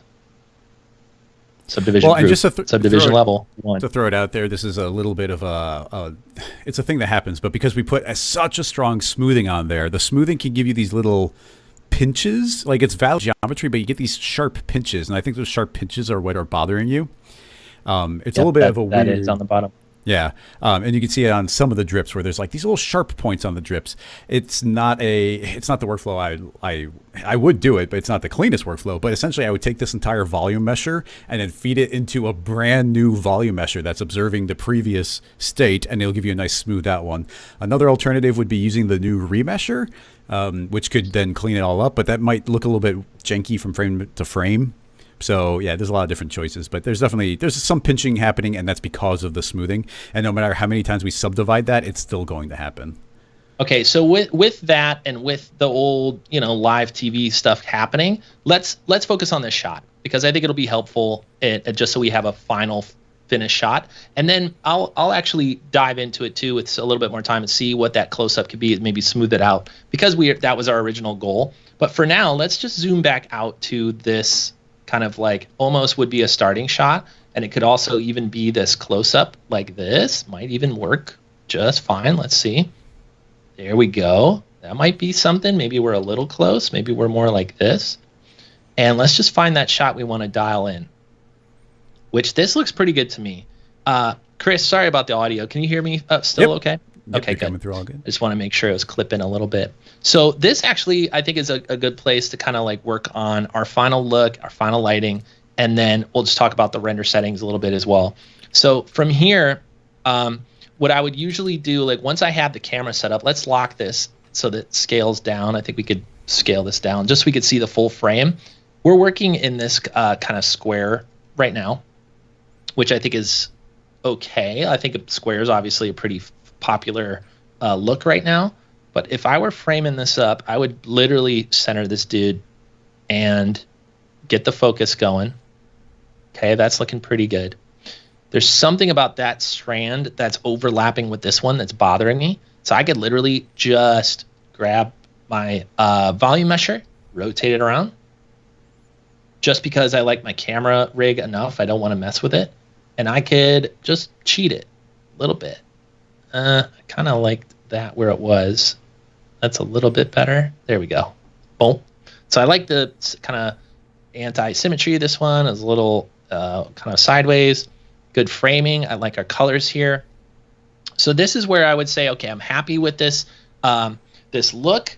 I would scrub through it. So let's go ahead and scrub through it and see what we get. Cool. Oh, that's cool. It kind of blinks on there. So we have this moment in time where it kind of shrinks, kind of gets blobby. The blobs kind of add later, Chris. You see that on your end? Yeah, it seems to be maybe it's just the way the volume mesher sees the matrix objects. But yeah, it's like waiting till the last minute, but that's okay. Well, let's just find a beautiful frame. I think the later the better for this one. We got a little bit more goopy. And then from here, let me say from here, just because I like this framing and I think we're at a pretty cool point. Save it. Then what I would do is, okay, we're working with the client. I would either think about options to give them, or even myself, I would say, okay, this looks good, but can we make it better, right? And so what are the things that we could do to make it better? Well, first of all, because it's on this S table platform, this like cyc, we're missing all the reflections on the bottom that might show up from this HDR. So one thing I'm going to do is, let's just collapse this for now.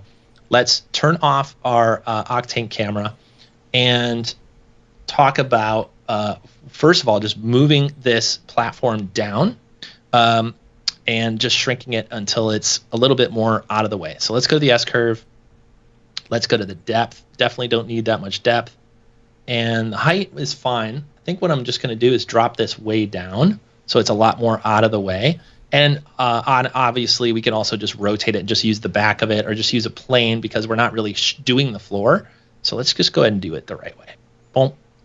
Get a plane.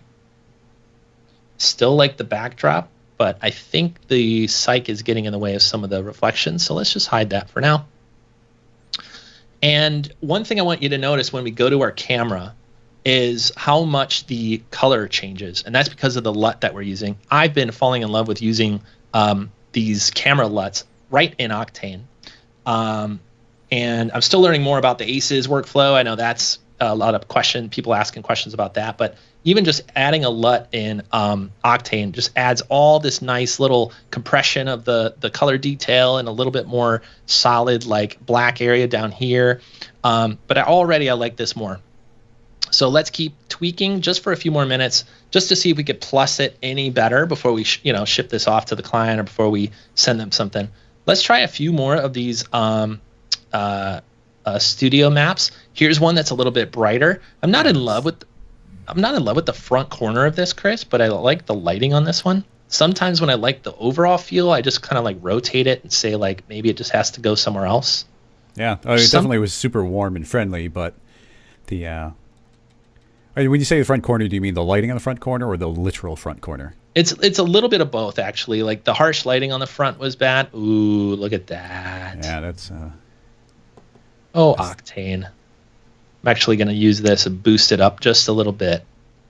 Okay, we're losing a little bit of our chocolate. We may have to go back a little bit as far as where this goes chocolate-wise. And I think overall, what this really is doing to me is the reflection in general is just too much. It's like it's what is bothering me through the whole thing. Like this, the way that this reflection is like that. Mm-hmm. Maybe just blurring it up a bit, or yeah. So I just think a little bit of roughness. It's maybe not what chocolate does perfectly, but I think it's okay for a little bit of art direction here. So that helps already. Let's continue a couple more, and then we'll set up our final render settings. I always want to make sure we get to like all the way to the final render before we change anything. And just in case we're missing something, let's make sure it's not like what we really need to be is like indoors, but in a much more realistic environment with a lot more windows and all that kind of stuff. So I always last minute are like, am I just way off base here? Let's try something really different. Yeah, I did like that last one. This like overly top lit one's nice. Yeah. Ooh, even that pops the corner really nicely. Yeah. This little highlight over here, I think when we figure out the rounding and all that, it'll be perfect. But let's keep this here, and then let's do our kind of final framing or final render.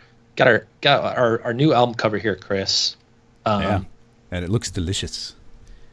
It is really tasty. So let's go ahead and focus in maybe right in the middle there, just to get that piece. And that is it. The only thing I'm thinking is the LUT is a little bit heavy-handed, so I'll come in here. I'll show you where to add. If you haven't messed around with LUTs in Octane, definitely check it out. There's this tab right here, Custom LUT, and here's what it looks like without the LUT. Right? It's okay. It's like a little washed out compared to what we had before. But as we dial this up, look at what happens. We get all this contrast, all these nice compression of the highlight here from the window. And again, maybe there's an easy way to go 0 to 1, but here's none, right? That's okay. Boom. And all of a sudden you get all this nice little detail. So this is good. I'm going to try rotating it just a little bit, just to catch that corner a little bit out front more. Ooh, where it goes. Whoop. Yep. Dig it. I think this is where I would leave it. So from here, I would just do a render full frame to check the overall resolution. I don't even know what our settings are set up here. I don't think we need all those samples. Let's go to 2000 samples. Let's go 1600 is fine. Let's just render. Do you want to continue without saving? That's totally fine. My favorite key command that Chris taught me is Control Tab to blow up an entire window just like this. And now we can sit here and watch it render. So, Chris, can you check the chat for any questions or anything we should look at? I think it's actually on frame 1. We should change the frame. So let me do that. Check for any questions before I'll pitch it back over to you here in just a second. Sure. Let's see. No, mostly people are just making comments about chocolate. Yeah.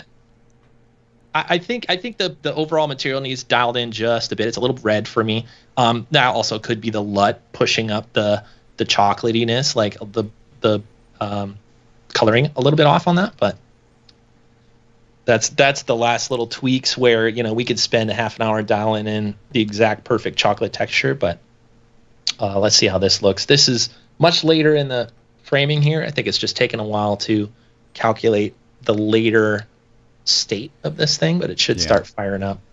We'll get a nice little render here. Anything else from the chat? Question, which LUT did you use? Somebody's asking. Yeah, so this is actually, I'm going to get in trouble for this, but this is actually a pack that's not out yet. It's a Grayscale Gorilla. It's a tease. It's an exclusive tease. Yeah, it's an it's an unwarranted. I didn't ask the team for this one, but too late. You guys asked, so I'll show you. It's this really beautiful set of filmic LUTs that we're working on. It's not even quite complete yet, but this is one of my favorites. It's the first one in the set, and these are really built to emulate using film, using really subtle but beautiful color correction right from within Redshift, Octane. I think Arnold also, they all use LUTs, and you could just instantly get that look right away. So yeah, well, there's even the new Magic Bullet look, so you could even run the LUTs directly in the Cinema viewport. Oh, that's true. So you could do it in post right within Magic Bullet looks. And if you are in Plus, or if you bought this pack in the past, we do have the Grayscale Gorilla looks, or it's not called looks, the Grayscale Gorilla LUT collection. If you have those work in here right really easy. And in fact, I think it's in a newer version of Octane. If you steer it to the folder where these LUTs are, you could then use this LUTs preset and just like toggle through them. These are the default ones that come with Octane. Some of these are pretty good.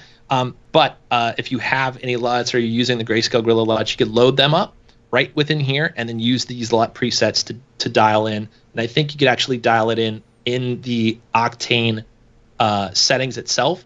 Tell Octane exactly where your LUTs are, and that makes it really, really easy to kind of toggle between all of them. Okay, so here we are.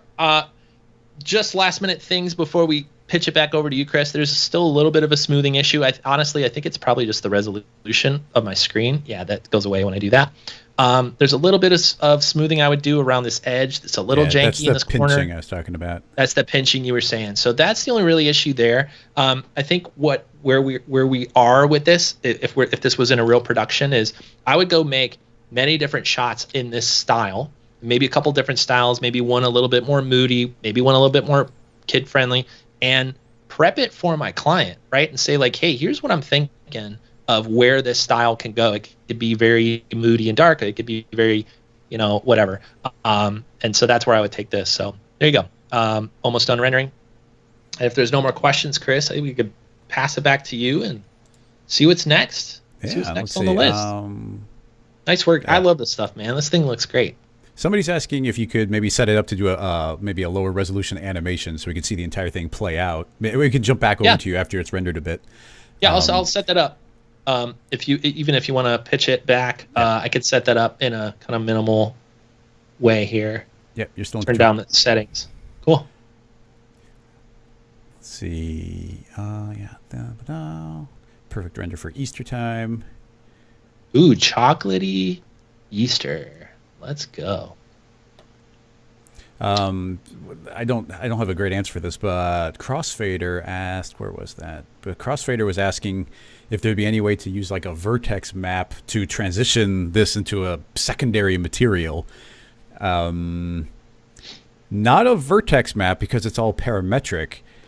Potentially, I'm wondering, I guess you potentially could use a vertex map if you had it baked down to some sort of alembic points. No, but it still has to be in a point object. You can only put a vertex map if it's a point object. So, but if you're controlling the vertex map with fields, and that would potentially work, you could use proximals or the equivalent of that in different renderers. But it's really tricky to do that type of thing when it comes to parametric meshes.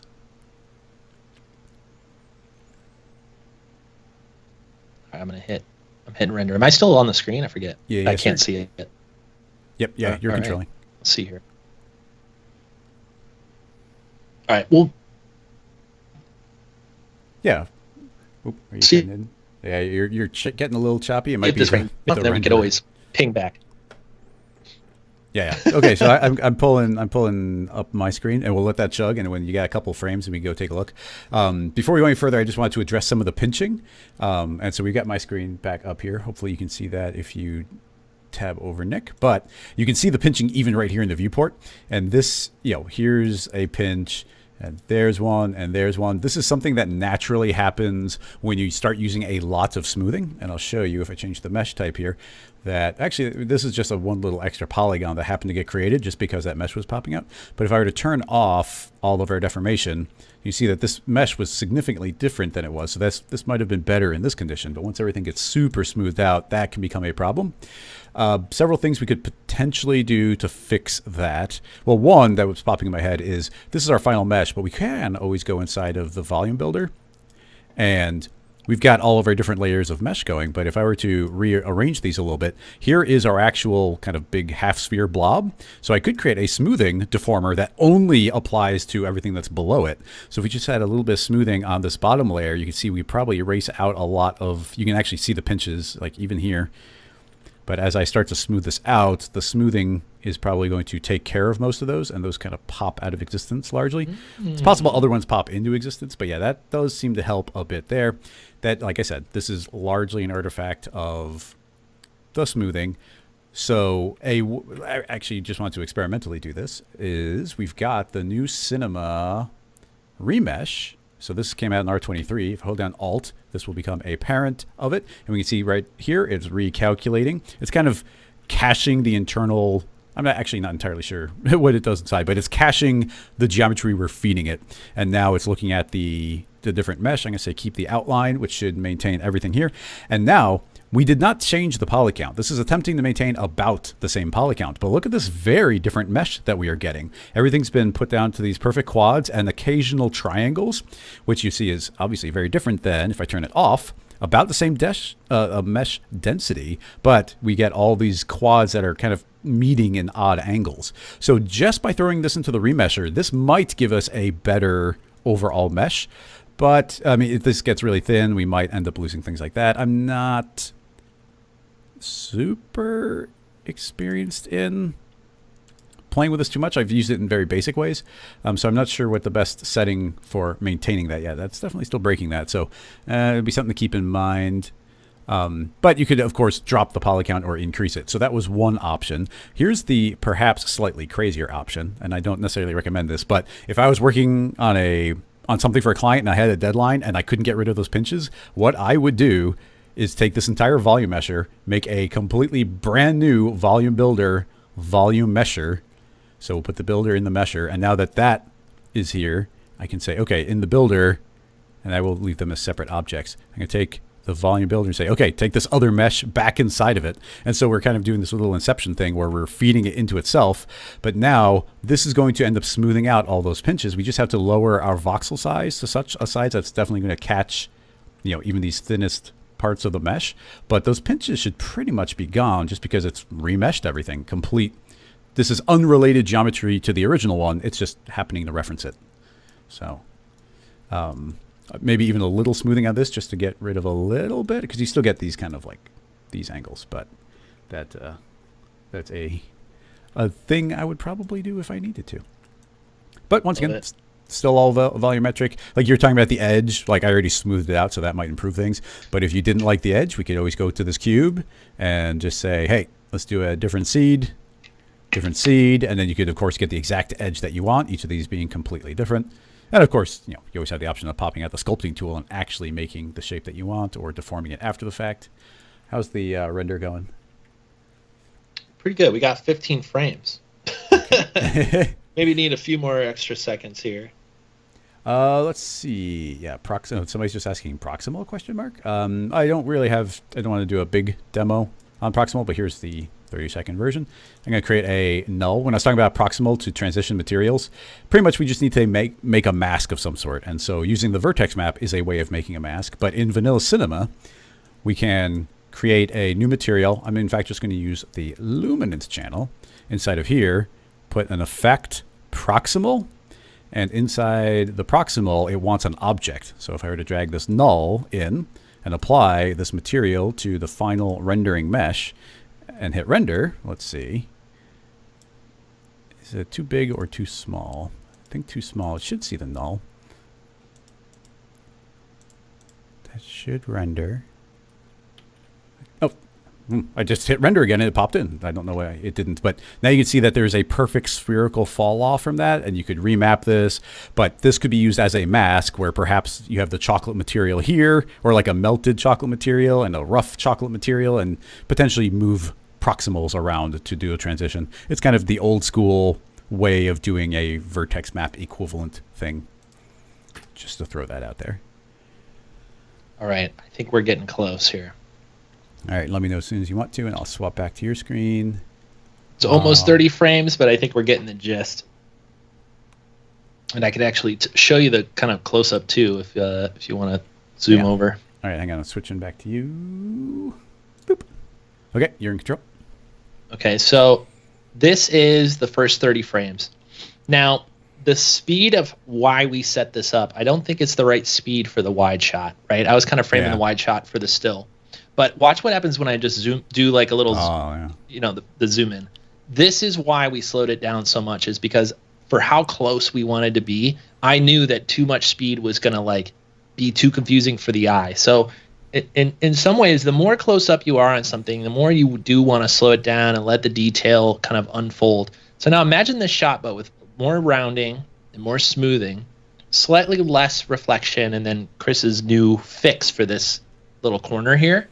You could see like really how cool that could be, like some super zoom in, or even just this part, right? Just kind of reframing it from within the fake frame here. Yeah.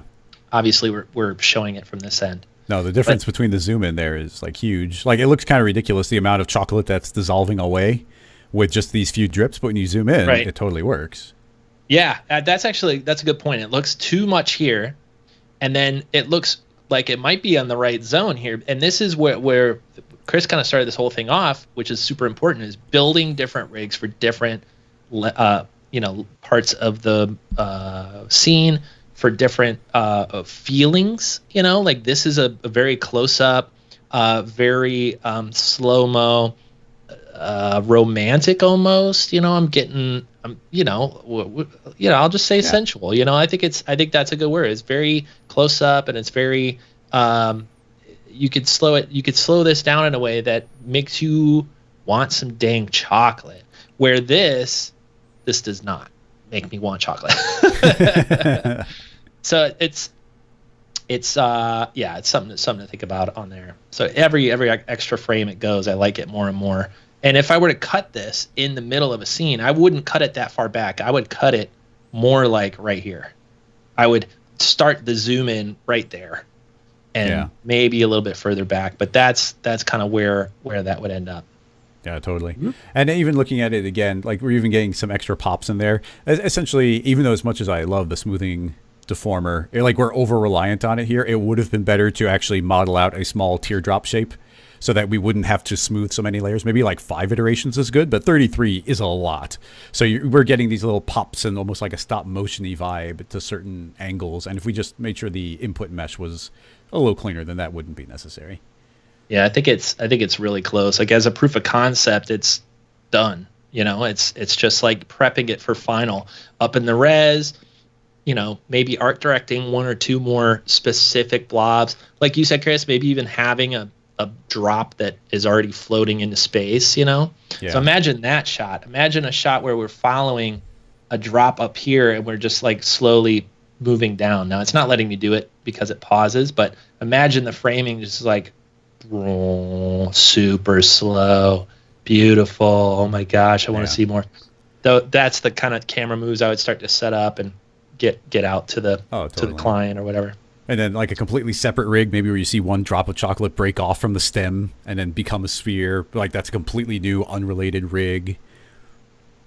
Oh yeah, exactly. You could have a super zoom, like this close kind of thing. That's a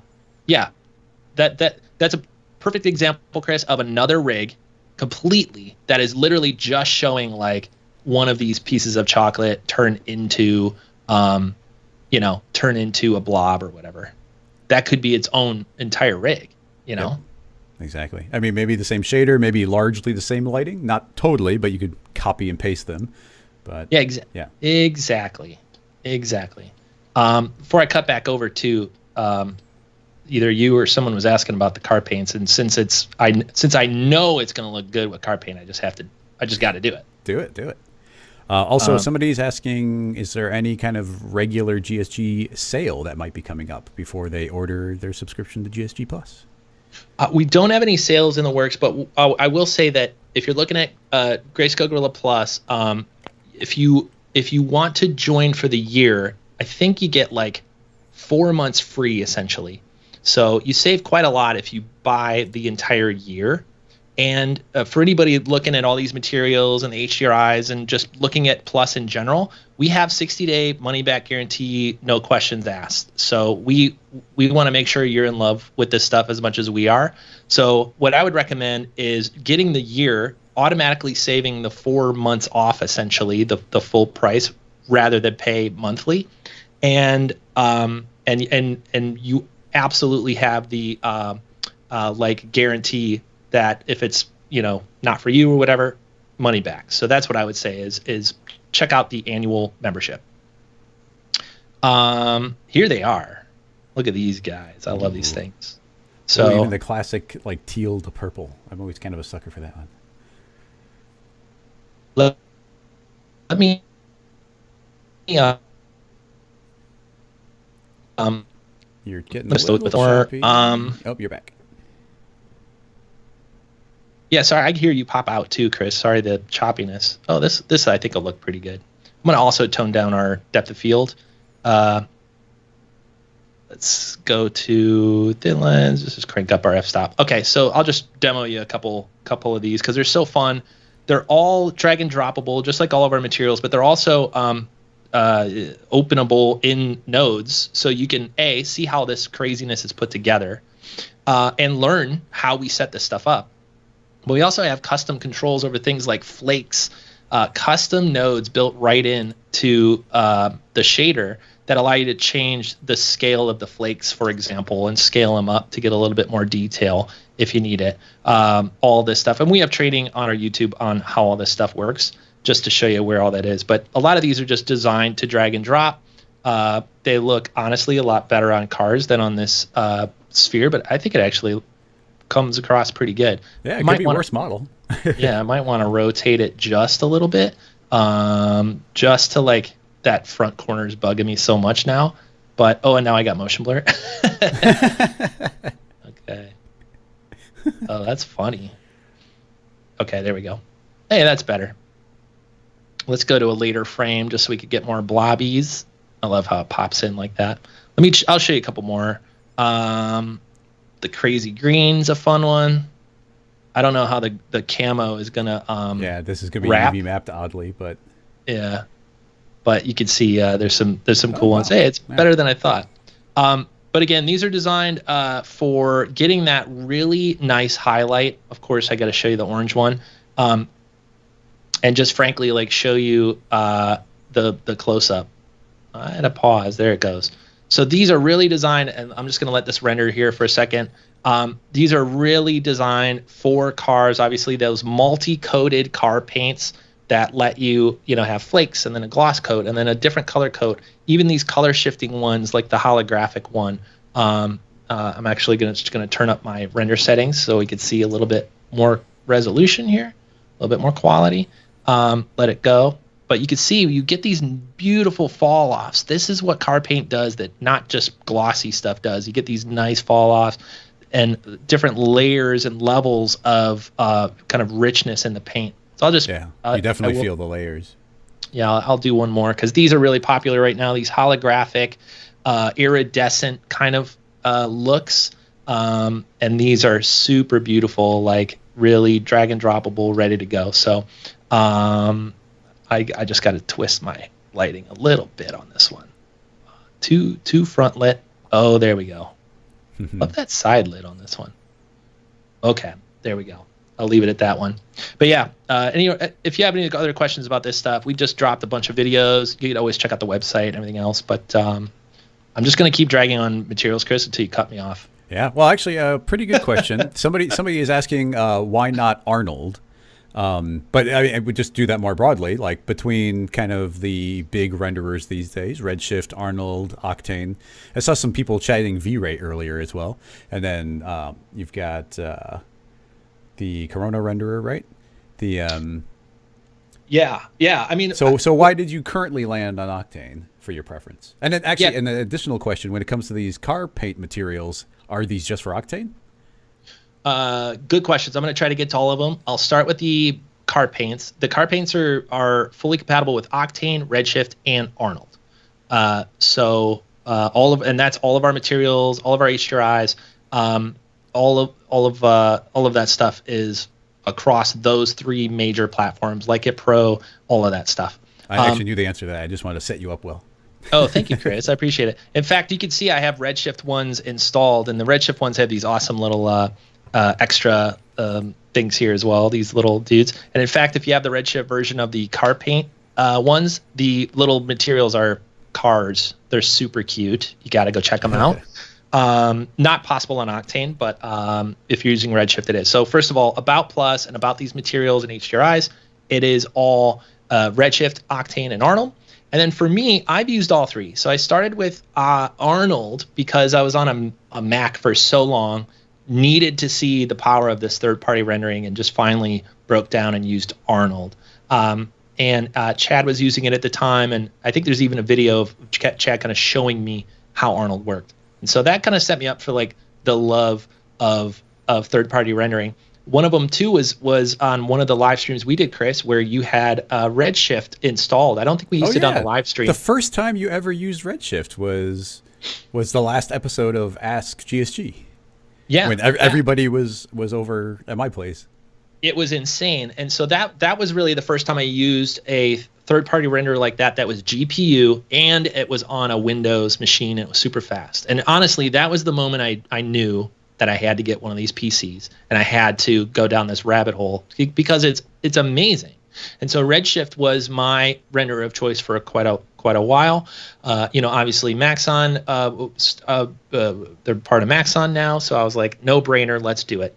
Well, and then of course Octane has always been a big player in this space. It's super beautiful. Every time I saw somebody play with Octane, I was always just like, man, that's a little bit faster, and it's a little bit easier to get something beautiful like right off the start. It's just like naturally beautiful.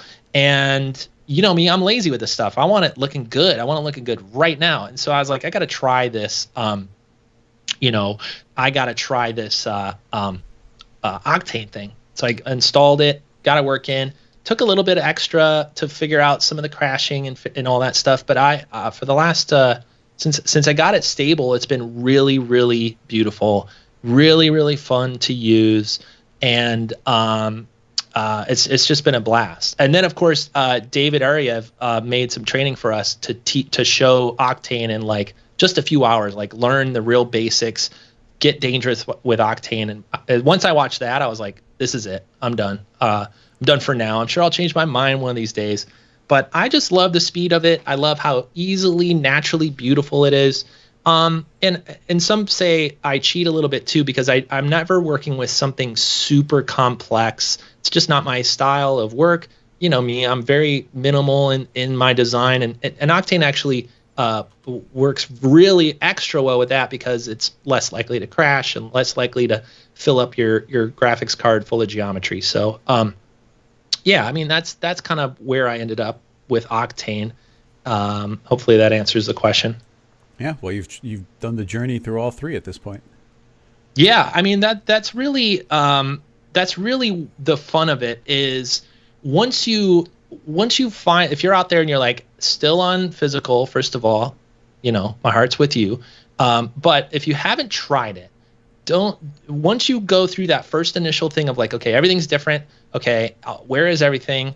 How do I set all this stuff up? Once you do it once with one renderer, it's actually way easier to do the second and third one. At least that's what I've found. Once you understand that this is just going to be a part of your career, using different renderers, maybe a different space you work at, maybe a different studio uses a different renderer, you should really be able to pull the look off you want in multiple renderers. So I would encourage anybody to download these things. There's demos, free trials, all that stuff.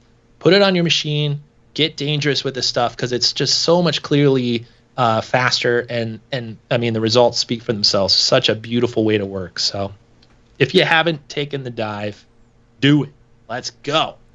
Yep. Chris, are you Octane? Are you where are you with all this? Yep, still Redshift over here, and enjoying it, learning it more. I mean, you know me, I'm still not, rendering isn't my primary thing, but when I need to, Redshift's been working out pretty well. Awesome. But that's just, like I said, I'm only using Redshift. Well, not only, but you know, all three are great.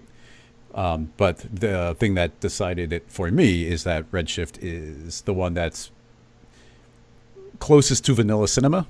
Not how am I saying this?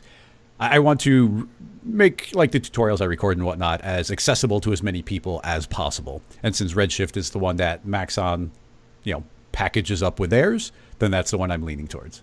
So, no, I think that's smart. I think that's smart. And if you're thinking, which one do I try? Just stop thinking. Pick one that is compatible with your machine. Just start with that. Like I said, get the free trial, get the demo. If you're just learning, I think a lot of these have educational licenses, non-commercial licenses, all that kind of stuff. Just get started with it, and once you see it, you'll be all in. It actually reminded me of the earlier question about discounts and stuff like that. If you are a student, and we accept online students as students, if you are learning this Cinema 4D, getting started with all this stuff. And you want to join Plus, we have a non-commercial license. It's half off, so 50% off. You could join Plus right now, and it's half off for the year. So $199 for the year. You get all this stuff. You get all the tools that the pros use, and you can just start learning from our giant library of training, including Redshift, all that Octane training I mentioned. We got Redshift training, tons of Arnold training as well. So just want to put that out there. If you are a student just getting started, you want a non-commercial license, hit up the educational page and just fill out the quick form, and we'll get you hooked up. Let's see. Well, I think we're pretty much wrapping this up at exactly the perfect time, the correct Chris, time. I'll come join you in the other in the screen here. Just cut from my screen first, and then I'll swipe over and see you on the Skype. And we could wrap up, maybe answer a couple extra little questions. But let me know when my screen's off. Your screen is off. It's the two of us up on screen now. Woohoo! We did it, dude. Yeah. As soon as we started chatting, I swapped over here. Oh, awesome. Cool. I just wanted to see the chat. Say hi to everybody. Yeah, Scott, totally. Yeah, we got lots of people hanging out on YouTube and on Twitch. Thank you, everybody, for coming and hanging out. There's a question. I was kind of waiting for this the whole time. So, somebody's saying, if R24 comes out in a month, does that mean that they can no longer use Signal? No, you're rocking. You're rocking. So I'm assuming you're talking about if you only own Signal. So let me start from there, and I'll graduate all the way up for the different stuff. So if you bought Signal as just a separate plugin, any time in its history, you are rocking on R23. And when R24 or whatever they call it, whatever the next version of Cinema 4D comes out, you're good to go. You can come to your site, come to the new site. We actually have a new page for you. Come download the latest version, fully compatible with R24, and get back to work. No problems there. Now, what you may be talking about is the next version. So R25 will be the last, I should say it a different way. R24 will be the last version that we keep compatible with our perpetual versions of our plugins. So that means that if you plan on using R24 for the next 3 years, 5 years, your version of Signal will work on R24, 23, 22, 20, all the way back to what it's supported right now. You are good to go, no problems. The only that is for perpetual users. If you plan on using Signal or any of our plugins past 24, then Plus will have to be the way that you continue forward with Grayscale Gorilla. That is the latest versions. They'll always be up to date with the latest version of Cinema 4D. And more importantly, Cinema 4D changes a lot more frequently now than they used to, which means a lot of development work and a lot of stuff on our end to make sure it's fully compatible and you stay fully compatible moving into the future. So just to be clear about your question, Signal and all of our plugins are fully compatible through the next version of Cinema 4D. And then, like I said, if you want to stay on 23, 24, 22, we're not stopping the use or your license to use that stuff. You bought it for these versions, you are good to go. However, if you want to stay up to date with the latest version of Cinema, you need to stay up to date with the latest version of Plus, and that's where all the future plugins will always stay up to date with every new version. The M1 chips people are asking, that's all set, ready to go. If you're using the M1 chips, it's fully compatible with the Plus versions. This is where you're going to get not only the new versions of Signal and all of our plugins and all those materials and all that crap that you saw, but also updates, and of course anything new that we drop is instantly in your library. So hopefully I answered that specific question. If I didn't, I'm happy to dive in, but does that make sense, Chris? I think you got it. I actually just got the GSG hub the last couple days, and your guys' downloader and updater is really nice. The everything living in that one single hub. And it's seeing all the different smudges and the materials and the plugins, and like even the way the interface worked for like downloaded, restart Cinema, like it walked you through very nicely. So very nice.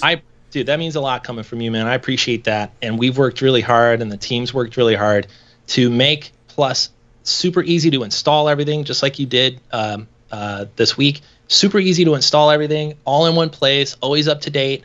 And same with the materials. If you've used our materials in the past and you've bought them separately, you've most likely gone through the like zip file nightmare, which is like, uncompressing 10 different zips and compiling them together and putting them on one place on your hard drive. Well, it's like 7 gigs or something. It's because the resolution is so high. Yeah. The resolution of these materials are so big, and the zip files were out of control. So, part of the big switch to Plus was to make all of this stuff easy.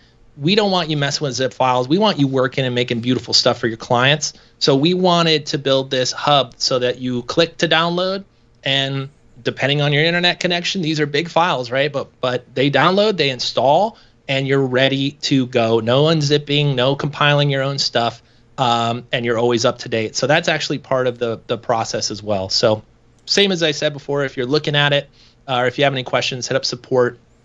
But it's really something that the team has really worked hard on for the last year and a half or so to build Plus. And now officially, as of last month, everything that Grayscale Gorilla ever created is inside of Plus, including all the plugins, all the materials, and all the training. So definitely check it out. If you do this stuff for a living, guys, it's a super time saver. Thanks for the question too. I appreciate that. Glad we could clear that stuff up. Yeah. Yeah, support team. Dean, thank you. I try to brag, but I think we have the best support in our industry. Always on top of it. They're going to answer your questions. If you guys have any questions about this stuff, head up to our support page. They are awesome. They are on top of it. So I appreciate it. Anything else, Chris? No, that should wrap this up. I wanted to do quick announcements on my end. Let me make sure I can get this to go my screen.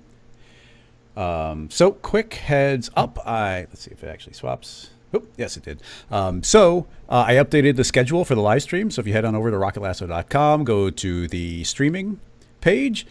We've got some more guests coming up. I've got Smearballs coming up in 2 weeks, which should be really good. It's Nick again. I love Another that guy. Nick.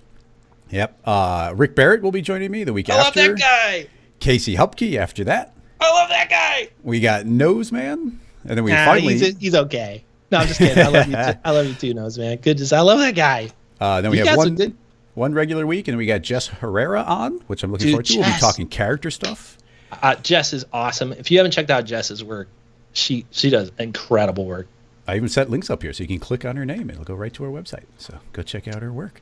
Go head on over to, see, adorable dinosaurs. Look at that. So I'll put a link to this in the chat, but definitely go and check out the schedule so you can see what is upcoming on the live streams. So it's going to be busy in the next couple of months, but I hope that I'll be able to do a regular rotation of guests. The plan is every other week, but I just happened to, everything got crammed together. So that's a temporary thing.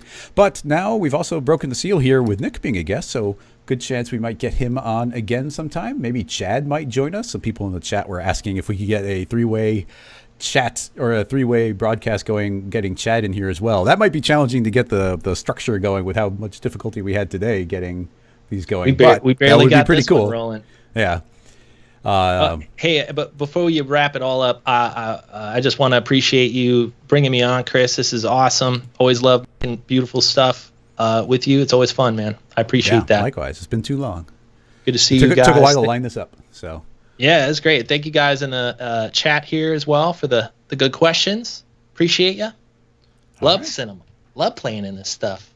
All right. Well, thanks everybody for coming and hanging out with us. If you, like I said, if you follow on Patreon, you get access to all these scene files and early access to different replays. There's a really cool tutorial I just posted on Patreon yesterday. It'll be public in a week. It's all about this peeling paper off of a wall for like spooky wallpaper or revealing a poster. I think it's pretty cool. But that's going to wrap it up. Thank you so much, everybody on Twitch for asking great questions. Everybody on YouTube for asking more great questions. I'll see you in the next tutorial, or I'll see you in the next live stream. Bye-bye, everybody. Thanks, Chris. Thanks, guys.